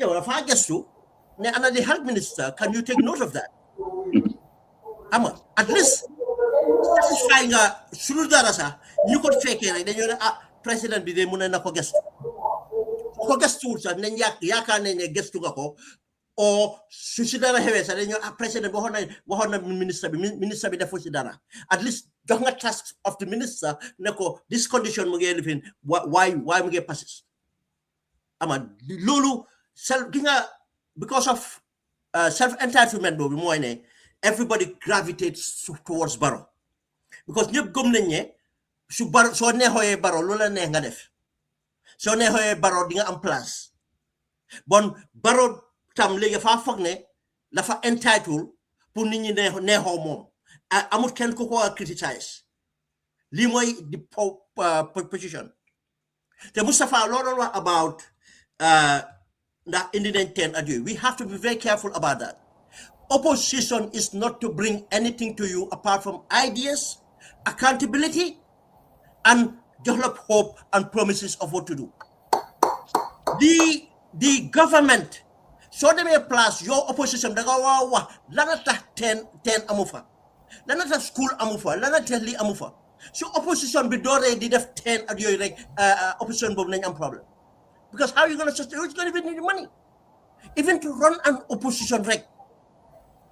Resources you forward them into your previous in government. It's not what you do. Even in Europe, when opposition do my fight for this, then my fight for this clinic to happen, my fight for this law to be enacted, my fight for this, my introduce bill B. These are the things we want to hear. My oppose this bill. Formal party, formal Finegani, the life of party. My oppose this bill. So then thank you so much. Thank you. Dama buga ma jump in for parce que dita as why did you clap? Hanga I clap because even our so-called intellectuals will come on line to say what has the opposition done here, which is a shame. Opposition are not meant to build anything. If they start running projects, that's a cause for concern. Yeah, that's a cause for concern. Because you have to, first of all, try to understand where the money is coming from. But that narrative has now gained kind of momentum in our political discourse. So you say Lolu assist, and a lot of us used to advocate for that because system in Nimela, hamga suñu political system bi su fekkone it was an ideal political system bo xamne the electorates hamga dañu vote on ideas and policies and programs, then we wouldn't be discussing that. Why da nga gis ne ñun people vote, you know, for personality. People hamga sen politics be is regional, hamga politic be is communal, and to some extent is tribal, because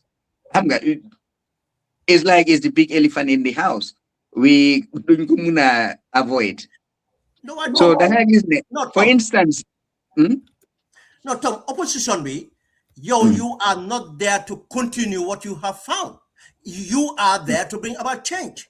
Absolutely. Absolutely. Let me give you an example.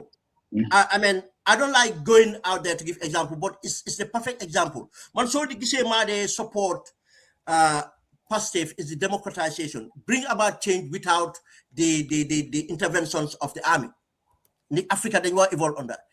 Gis nga to the point of gis nga lu ñoo wax fi yëpp mu ngi doon am Sénégal nga nga am pétrole si indi xaalis de free politically fin but to the point ne nit ñi gëm ne ñoom ñoo moom parti bi xam nga tey soo laajee Ousmane Sonko kum ragal laf laa ne waa Pastef laa ragal because any day they come after me I am finished ñoo ma méegul leen to the extent nit ñi dem ba gëm ne ñoom dañoo am pour teg pour amee la pour amee political party bi so needed that you come to them ñu def ko because of gëm nañ ne institution bi la see I mean the only place for you to spend money mooy su ñoo organize seen party su ñoo organize seen meetings su ñoo take care of their militants ak yu demee noonu xaalis bi pour loolu la xaalis bi is not dem si community si di leen ne lifin ji dañ foog ñu change that mindset foog ñu change engage ko moo tax su nekkee da nga gëm in opposition it's not about grabbing power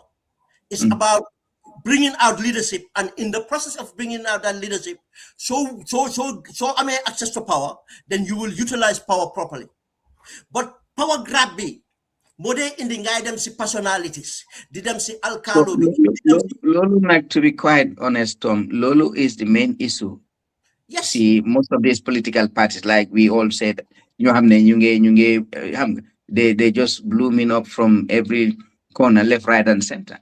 So leadership being our whole can move am that quality ko hamne ide like gutahawe dinata how sigil sun rewmi dinata for instance ñun dafa ne nawe duñ ko jox foreign company or foreign company do am control like 50% or sun port bi duñ ko rent out or duñ ko sell to foreign companies. They would have the balls and it got put out. Has been a look. You cannot decide how I run my country. I will run my country as it suits my people. If you want to be my partner, you have to accept and respect me as the leader of my people. We have to be equal partners. You don't know. Why is it well, because nyaka respect they are depending on these people for their financial survival and their political survival. So lulula so fekene yo amga good economic policies yo hamga dinga muna face a deficit dinga manage sa funding be well. So look at swing budget be 90% of the budget from them is them for hamne is going to alleviate hamga swing health situation. It's not going into alleviate insecurity sector. It's not going to alleviate agriculture. Why is funding traveling? Is funding the executive? Understand expenses you have ne Gambian be amusi benjeri. Why when it comes to the debt be we are paying it. Good. So from 1965 belegi. Mununyo learn anything on how we can, as set off some debt. Nakalanyo de sustain sun economy. Why is the same thing? Recently, High Court bin finance minister be break the constitution. Yeah. So and he still, I would have arrested him. Not only relief of his duty, but I would have arrested him and investigated him. It's like Luther Mudlifin Lolu. Because you are the government expert on finance. You would advise the president on Nakalanyo manage a sustaining economy. Why you don't know the rule of law? Ga expect ne democracy be dafa flourish.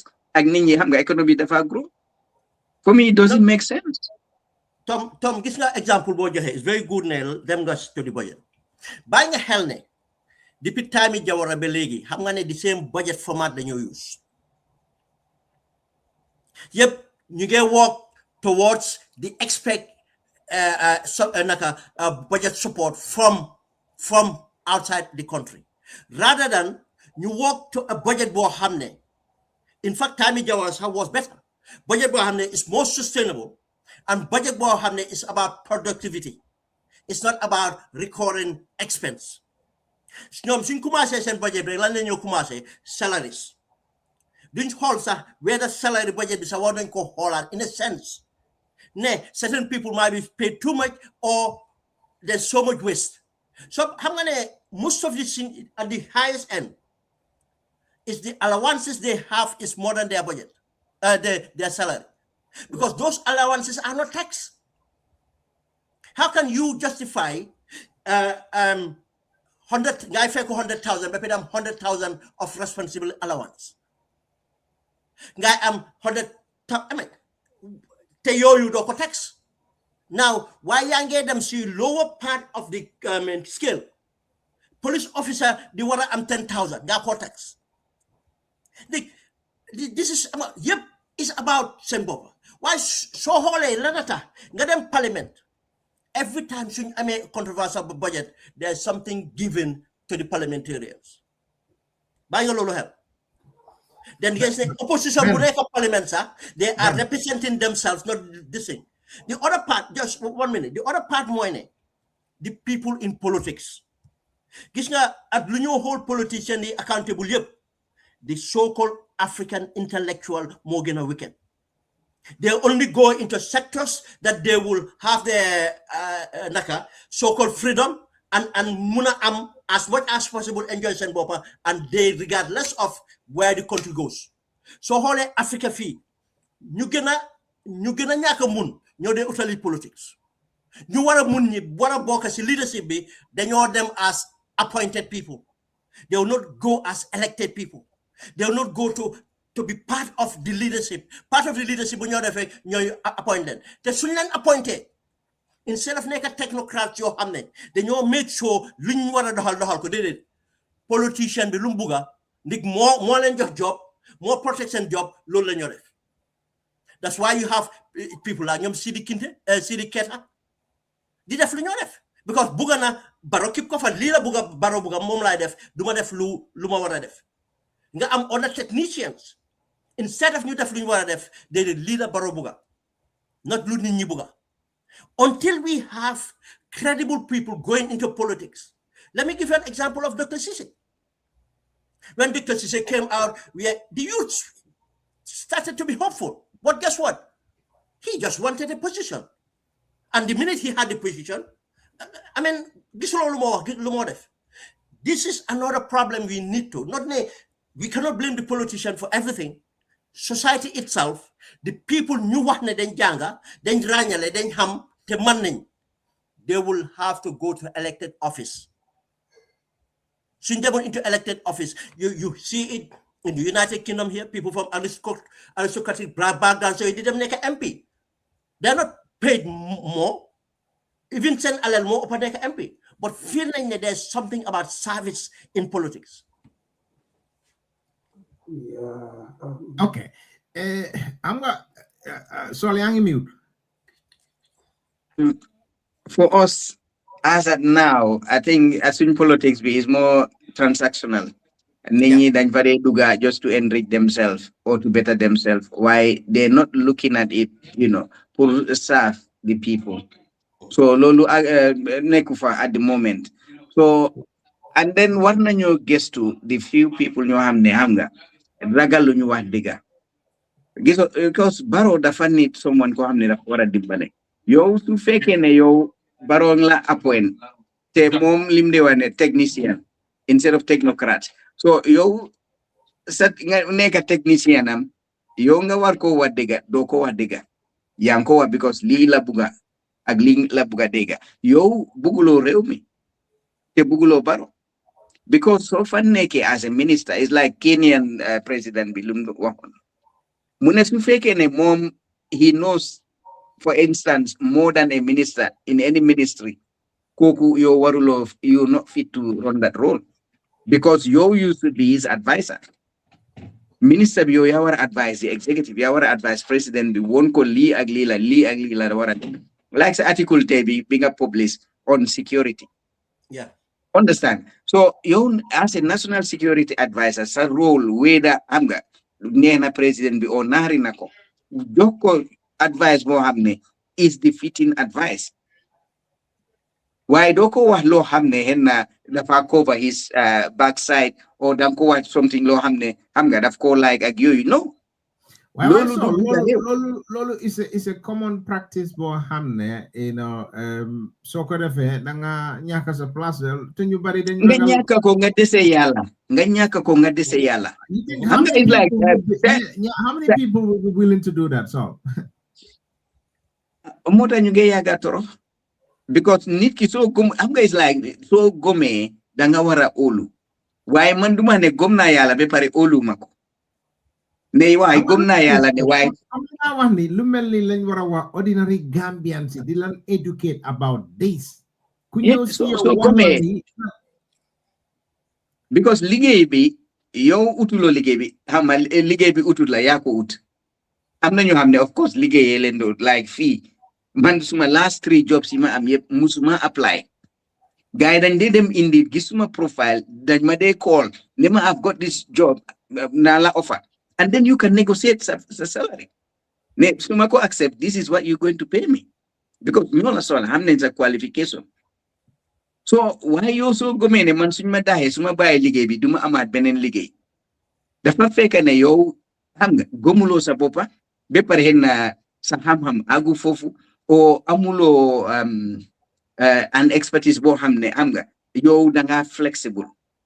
For instance xam nga léegi time boobu police bu retire watchman la moo nekk waaye léegi at least yaa ngi am police yoo xam ne xam nga ñu ngi nekk study law they are lawyers am na ñoo xam ne xam nga in ñu ngi def public management so suñ bàyyee police bi sax they can have a job boo xam ne daf leen a sustain for the rest of their lives so kooku lañ machine nit ñooñu lañ bugga su fekkoon ne léegi yow IGP bi for instance ne xam nga he's a barista xam nga su ko Barrow waxee lii defal lii mu ne ko no lii is not good lii security wise lii arrangé wut government bi arrangé wut réew mi lii ak lii lañ ko war a defee su ko Barrow daaxee mun naa dem ubbi femme mu practice law.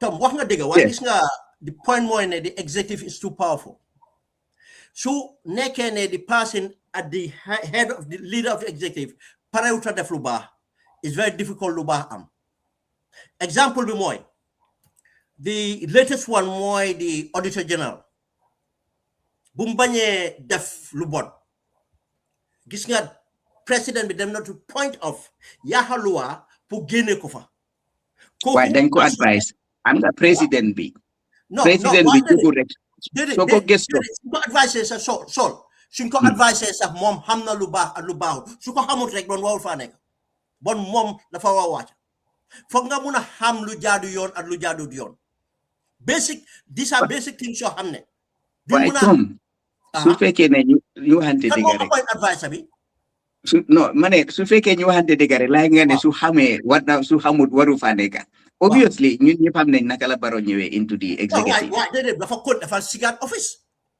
waaye dafa sigaat office xam nga Barrow ak Jammeh dañ ute because Jammeh bi mu ñëwee we all knew ne Jammeh had limitations waaye within 5 years Jammeh dafa upgrade boppam even force fi Jammeh ni mu doon waxee da nga xam ne kii xam nga it just raw waaye over the 5 years Jammeh su waxee da nga xam ne you would see some leadership in him his appearance his comportment yëpp change na but you haven't seen that in Barrow all you can see in Barrow mooy solunam bi change na waaye Barrow after 10 years Barrow du mën a làkk angale yoo xam ne riidu ko su riid sa sometimes da they struggle so no I'm just giving an example pour won la ne knowledge base bi nga wax ne amul knowledge base boobu because su fekkoon ne upgrade on na boppam Nikon Barrow would have been the luckiest president in the Gambia because Jawara gis na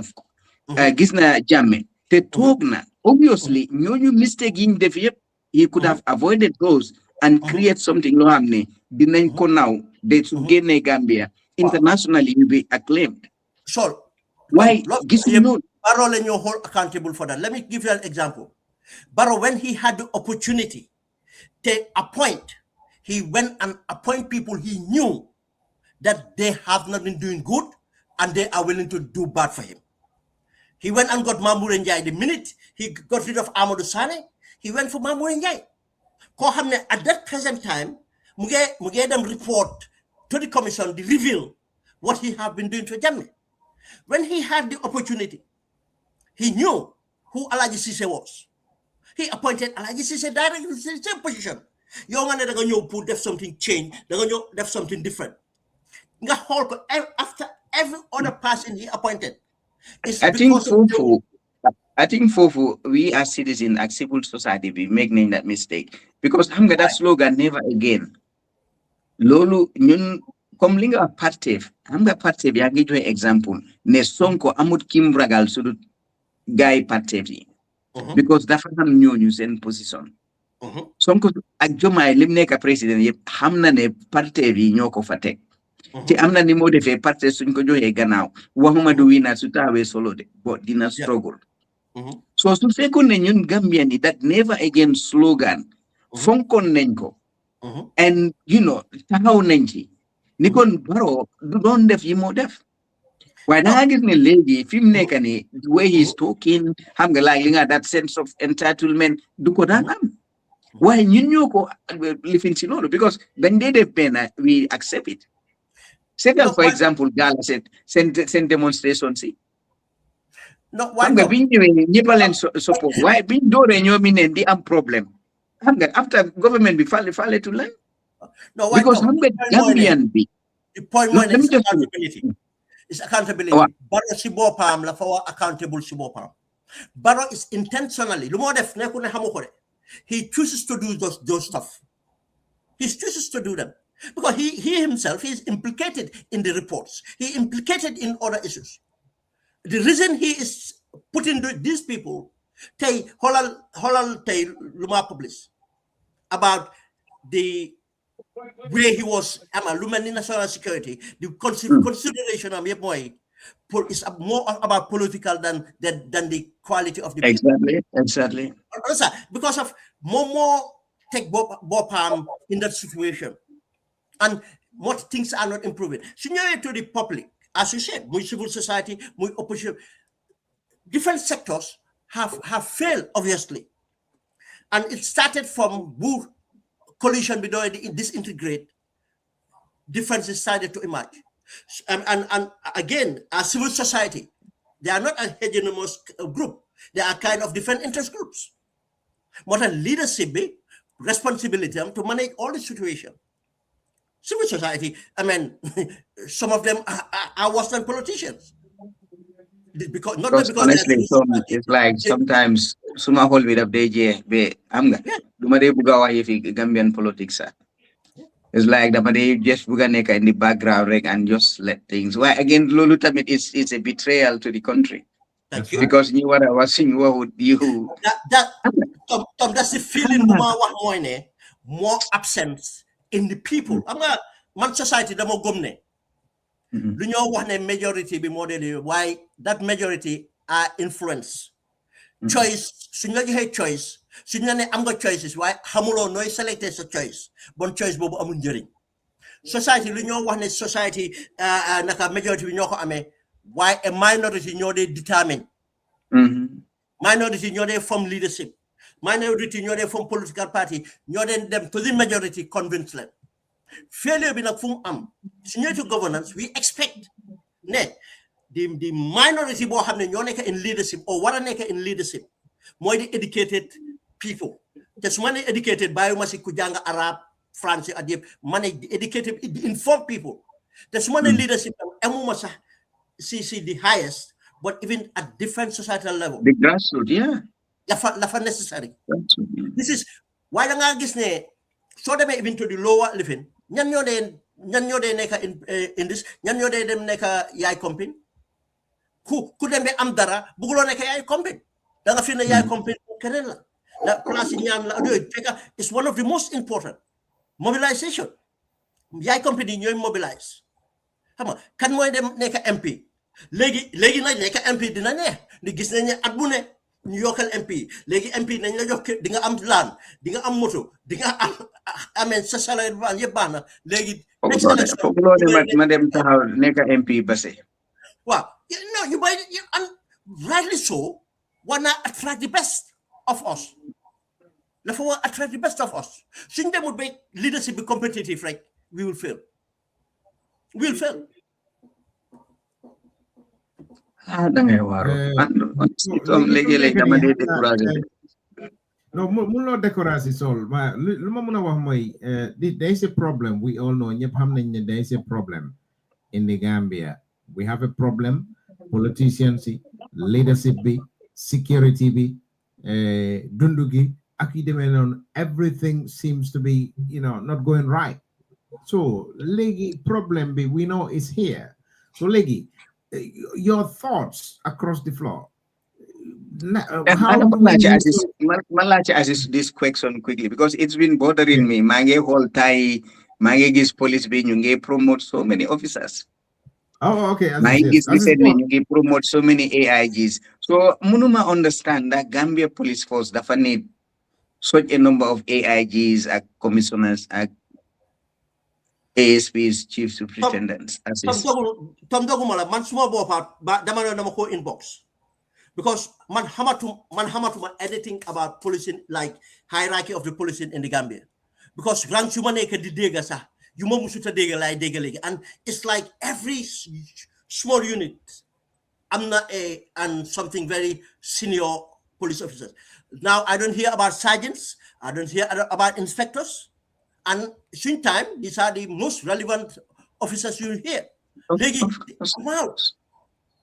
And it's time like station officer ay couple lañ o ay saji ñoo dee nekk station officer nga am inspector si. Aziz, lan mooy sa thought on that? I've given up even fighting. Someone reached out to me yesterday, Lola or Maneko, let me give up fighting. Why? The problem is not even at the level of the police. It's beyond that. So Kobuge Hall.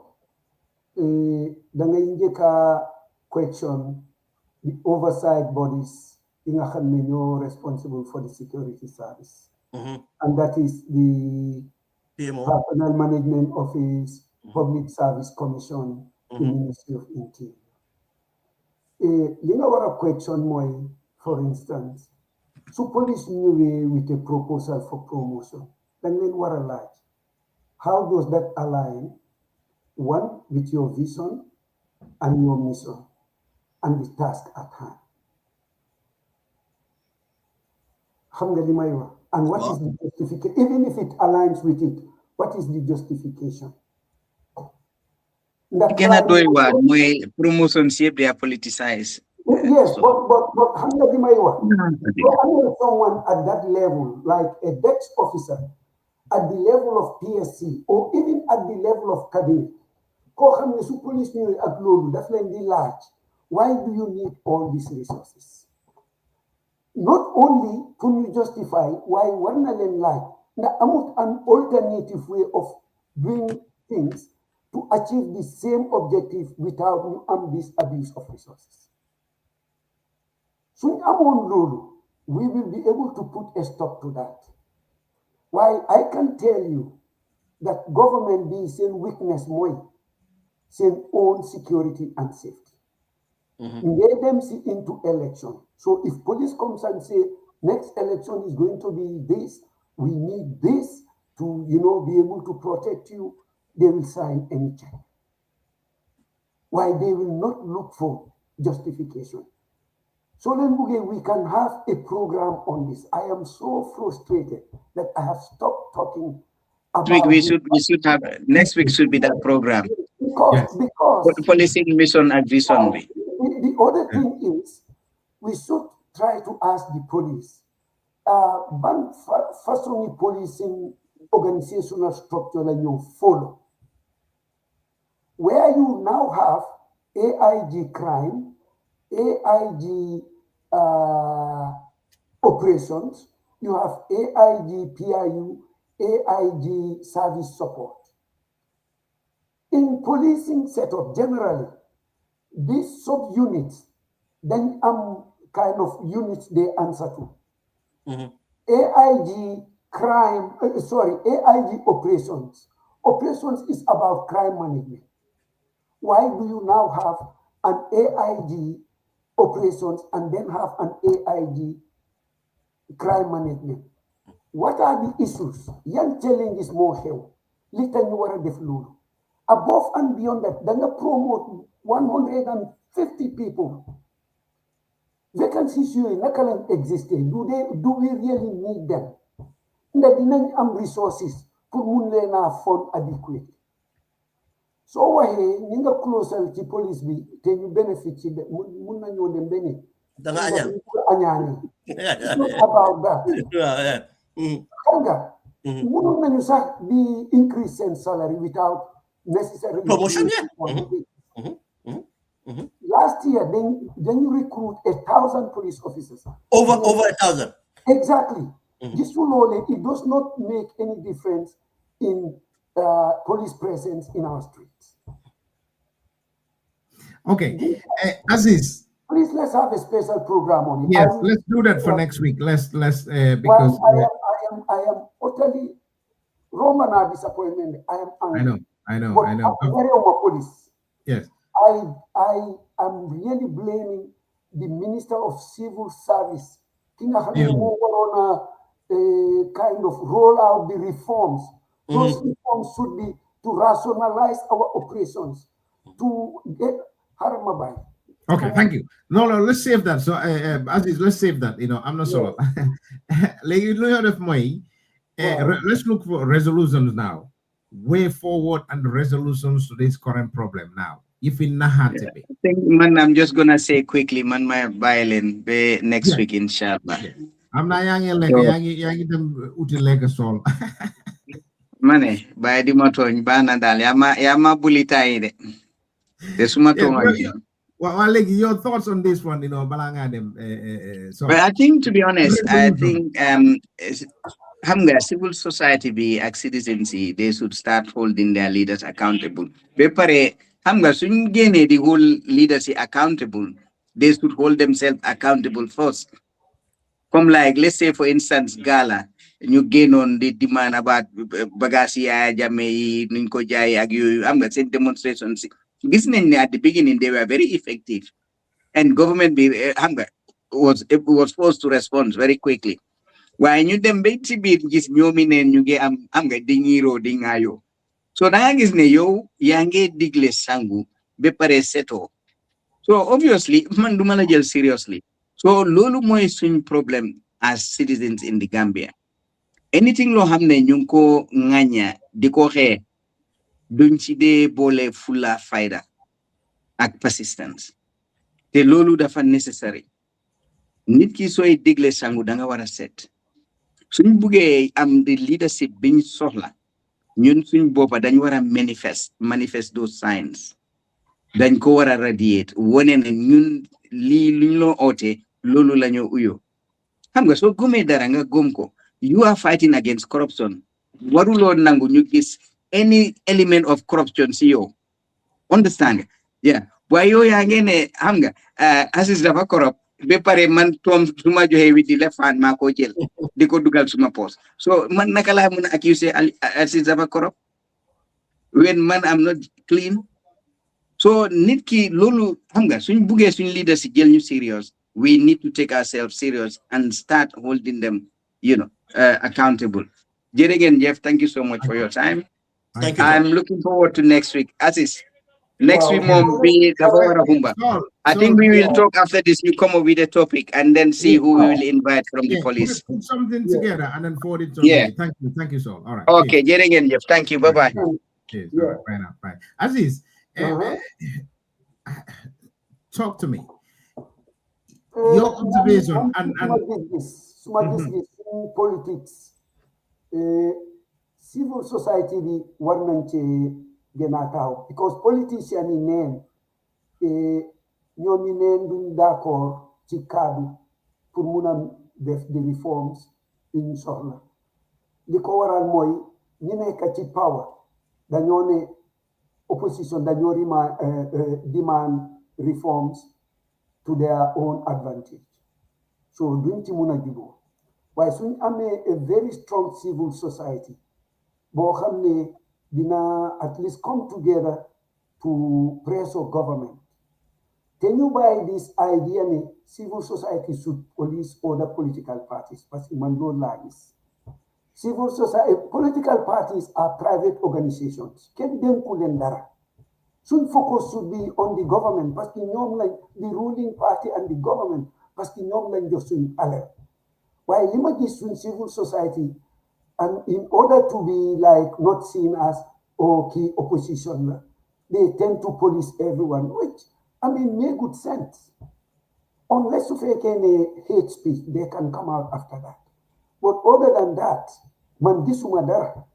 Why egg nañ to a point boo xam ne even civil society so fa nekkee sooy wax government dëgga dañ lay dëkkal ci opposition and it's again difficult to gain a foofu.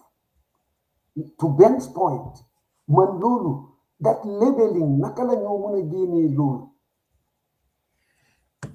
loolu foofu la civil society war a taxaw. For instance, su ministre génnee ne Ben mu ngi wax lii because UDP la, civil society should come out immediately because those kind of languages are manipulated, they are divisive, they are not honest.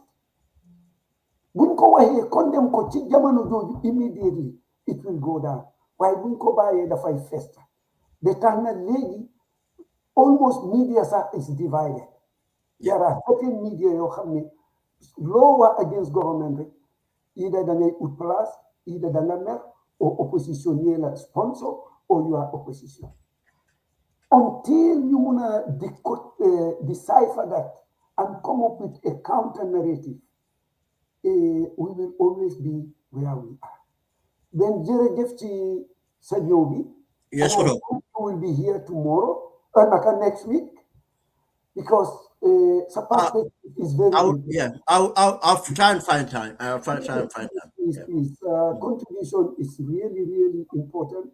And we're gonna understand the challenges in your anti-swing political landscape and what we need to do.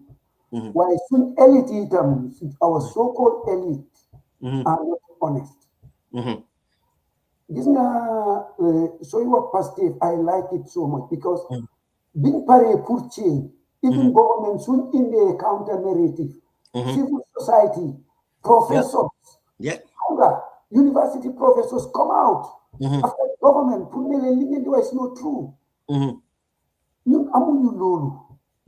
Gis nga change ñi koy influence civil society, inclusive of academia, the media, and all those. Doguma la buying help something very simple. Hey, punga certain people so invite them with their for their expertise. They will not turn up. Exactly. Or nga bindon, which I experiment time. Nga binda something sa. Lo hamne feel nga ne assist mo am expertise be. Nga just for len bala mga review li or they will not do it. Small contributions here. More in the change. Change is not one person mission. Sectoral living and it's about leadership. So let this give these examples. Ghana and Nigeria. We all know in Nigeria, you open resources and everything in any form. But the evolution of their democracy and their governance, Ghana more gonna secure. Exactly, Ghana more gonna representative because of the leadership cultivate when they come out of withdrawing into multi-party. Yange am different Ghanaians to represent different positions. Why so them in Nigeria? Corruption be there's no civil society, there's nothing. In fact, it's like a militarized democracy. Or need them into civil war. Leadership because it's the same cabal, you turn around, take digital fee. This is where we Gambians would learn from. Just as the evolution in Senegal. They make elections very competitive. Munga amte majority, but in a short time that can change. Let me go in the change. it's because of the participation of the people. Exactly. ñun nag duñ am nit ñoo xam ne dañ feel ne ñoom participate in national development la leen jomba. Wow. ñun waxuñ ku nekk politicien. No. But am na area of leadership boo xam ne ku ne war na see nekk. Rawatina civil society booy wax noonu. Mënuloo am benn country bu work well te amuloo a vibrant civil society. Exactly. Because of niñ ko gisee mooy ne civil society ñooy acteurs yoo xam ne amuñ bénéfice seen bénéfice mooy ne na réew mi dem kanam. Politicien bi bénéfice am mooy su nekkee politicien bu baax mooy réew mi dem kanam waaye su dul loolu ëpp doole politicien bi mooy nu maa jëlee réew mi. waaye civil society dafa mel ni regulator lañ in governance dañoo help progress réew mi nuñ ko gouverner. Now léegi yow soo ne bokkuloo political party mu nekk benn yoon public sector boo xam ne mooy indi development mooy mun a indi change mooy mun a indi progress yow nga foog ne dem liggéey ñu fay la sa salary nga fay sa tax doy na képp koo xam ne dafa toog ne suma salary fay naa suma tax bon maa ngi def suma liggéey bon dese nga pour doon nekk doomi réew dañoo ne lan nga si teg lan nga volunteer lan nga def extra curriculum lan nga si lifin to the every area boo def muy su nekkee ne sa engage youth si la in whatever extra curriculum nawetaan or anything yaa ngi shape lii solution si yëpp loolu la is failure of leadership bu ñu am tey soo duggee tey football bi nga compare ko in those days ñu bari ñu doon manage football laata ñuy manage football passion bu ñu am si football ak lu ñu gis ne pour développer waaye tey demal corruption bi foofu la ëppee dama xool suñu GFA bi tey corruption rek ngay dégg bon secteur si yëpp selfishness ak failure boobu fa nekk te suñ bëggee solution waa lii progress dañ am pour land from Ghana dañ am pour land from Ghana dañ am pour land from Sénégal su ñëwee tey West Africa suñ bëggee ne examples ñaari réew mi nga mun a wax whether you like them or not ñaari réew nga mun a nit ñun xam nañ fu Ghana nekkoon toog be Gambia leen tane woon si lu bari ak lu ñu ëppoon yëpp waaye tey gis nañ Ghana fu moo dem to the extent ne lu ma bëgg a fàttali Gambia ne suñ amul leadership extent of even suñ wealth oil bu ñoo wax ne duñ ko jot leadership moo ko indi réew yi yëpp ñoo xam ne time bu ñoo wax ne ñun am nañ potentiel réew yu waxoon ne am nañ potentiel te yëpp ñu ngi benefit lan tax benefituñ because amuñ leadership bi te buñ expect ne dinañ am political leadership bi right su nekkee ne amuñ leadership bi in other sectors because of involvement of those leadership in fact ñooy shape political parties yi ñooy force political parties yi di def right thing ñoom ñooy inform nit ñi tax nit ñi mun a bokka ba pare make sure ñu hold political parties yi right bon Gambia luñ fail suñ ko xoolee depuis independent ba tey saa yi nekk dañ dee fail in transition buñ jógee si colonisation dañ fail si transition loolu in 1994 ñu génn si 22 years of dictatorship ñu ngi nii di fail in transition démba maa ngi doon def record program and I always remember this during and that's another form of leadership bu ñoo indi together ñoom day jobaatee keneen ak keneen indi ñu together ne ñu look into security sector reform kenn fayuñu but leadership moo ñu indi together ñu ko work te even though the government bi ignore nañ ko neglect nañ ko participating in that rek ñu ni neen dañ jàngalante lu bari ba démba bu ma doon wax te saa yi ma ko waxee suma xel si yoon dee mooy ne duñ mun a am security te amuñ criminal justice system reforms waaw loolu depuis boo ko waxee ma xalaataat ko rek ma ne that's the cornerstone su la neexee ñu def thousands of police officers su la neexee ñu def millions and millions do them this is the cornerstone dañ ko understand but loolu yëpp wane woon na leadership jamono jooju ñun suñ xel ak xalaat gis ne dafa necessary ñu ko develop dinañ ko jox gis nga demut fenn because of moo tax foog ñu indi change te lu ma bëgg a wax mooy ne suñ liggéeyee loolu benn change du ñëw perfectly dafa evolve Sénégal suñ demee doy toog lu ñu am tey dañ génn si different governments different leaders one thing looloo important about change nekkul ne dañ ne kuñ am rek jël de but nañ work together ku tane suñ biir kooku ñëw lii dem su lii demut wecci du am de kooku su ñëwee xam si lum jaar xëj na nañ ko mën a move somewhere else and keneen ñëw but in failing this elections dafa nekk at a critical one just as the 2016 suñ failing fii ne Barrow génne wuñ government yi Barrow democratically indi wuñ a government buñ yaakaar tane ba pare hold leen accountable any government boo indi danga leen hold accountable waaw suñ ko defee we will register something bu boobaa Gambian si nañ doo di mean change nañ moom doo di gëm ne incumbent mun nga koo génne Gambia suñ ko di gëm loolu dafa dangerous because of incumbent bi su demee ba foog ni kenn mënu koo génne lu ko dal complacency moo koo dal exactly dafa continuer di def the same thing jàpp ne Gambia lii moo koo amee te mistake boobu lañ defoon ak Sir Dawda dañ demoon mu tane woon muy dem di dem down waaye ñoom jàpp nañ ne élection su jotee ñun am nañ a formula boo xam ne Gambien si nañu votal demoon nañ ba Gambien si yëpp gëm ne su dul Sir Dawda kenn mënu amee réew mi lan la ñu indil ay ndongo yu jógee fële ñëw rek jël réew mi and indil ñu luñ am for 22 years these are the areas solution bi yëpp is about working for leadership te assist ki nga looy wax noonu about accountability civil society at yëpp make sure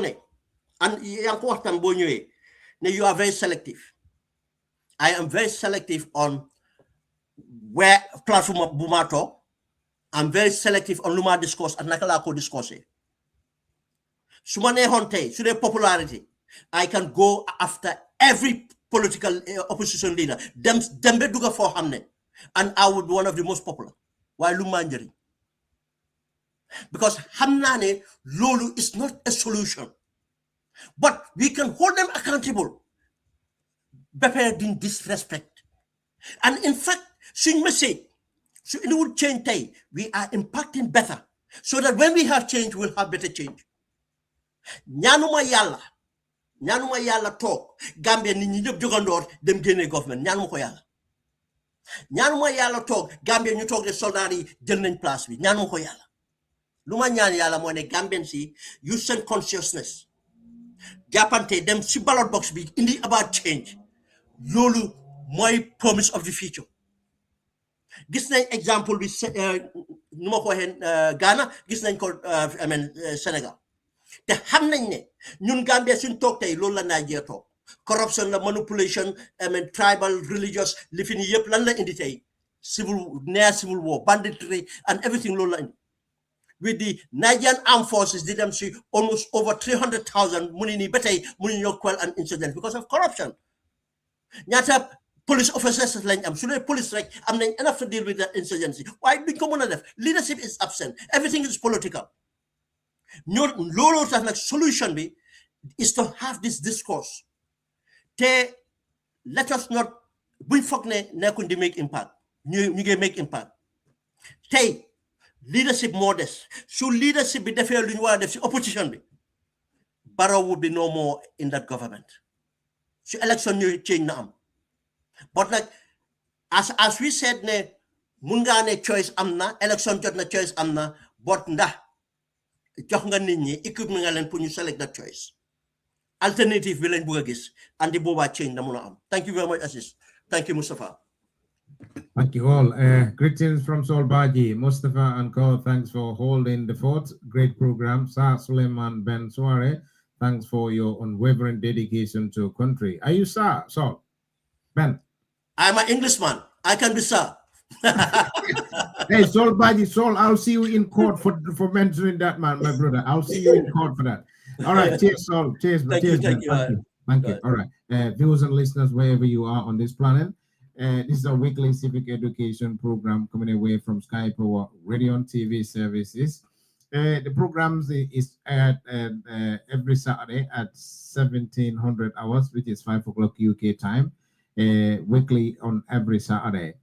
Gambian time the same, European time is 1800. It takes 2 hours to take the program. Thank you all for your comments and contributions. Special thanks and appreciation goes to anyone who's commented and anyone who's shared the program, more especially. We will be back on here next week at the same time, same place. Till we come your way, same place, same time on Skype or radio and TV services. It's been Mustafa Jame at the seat. Good evening.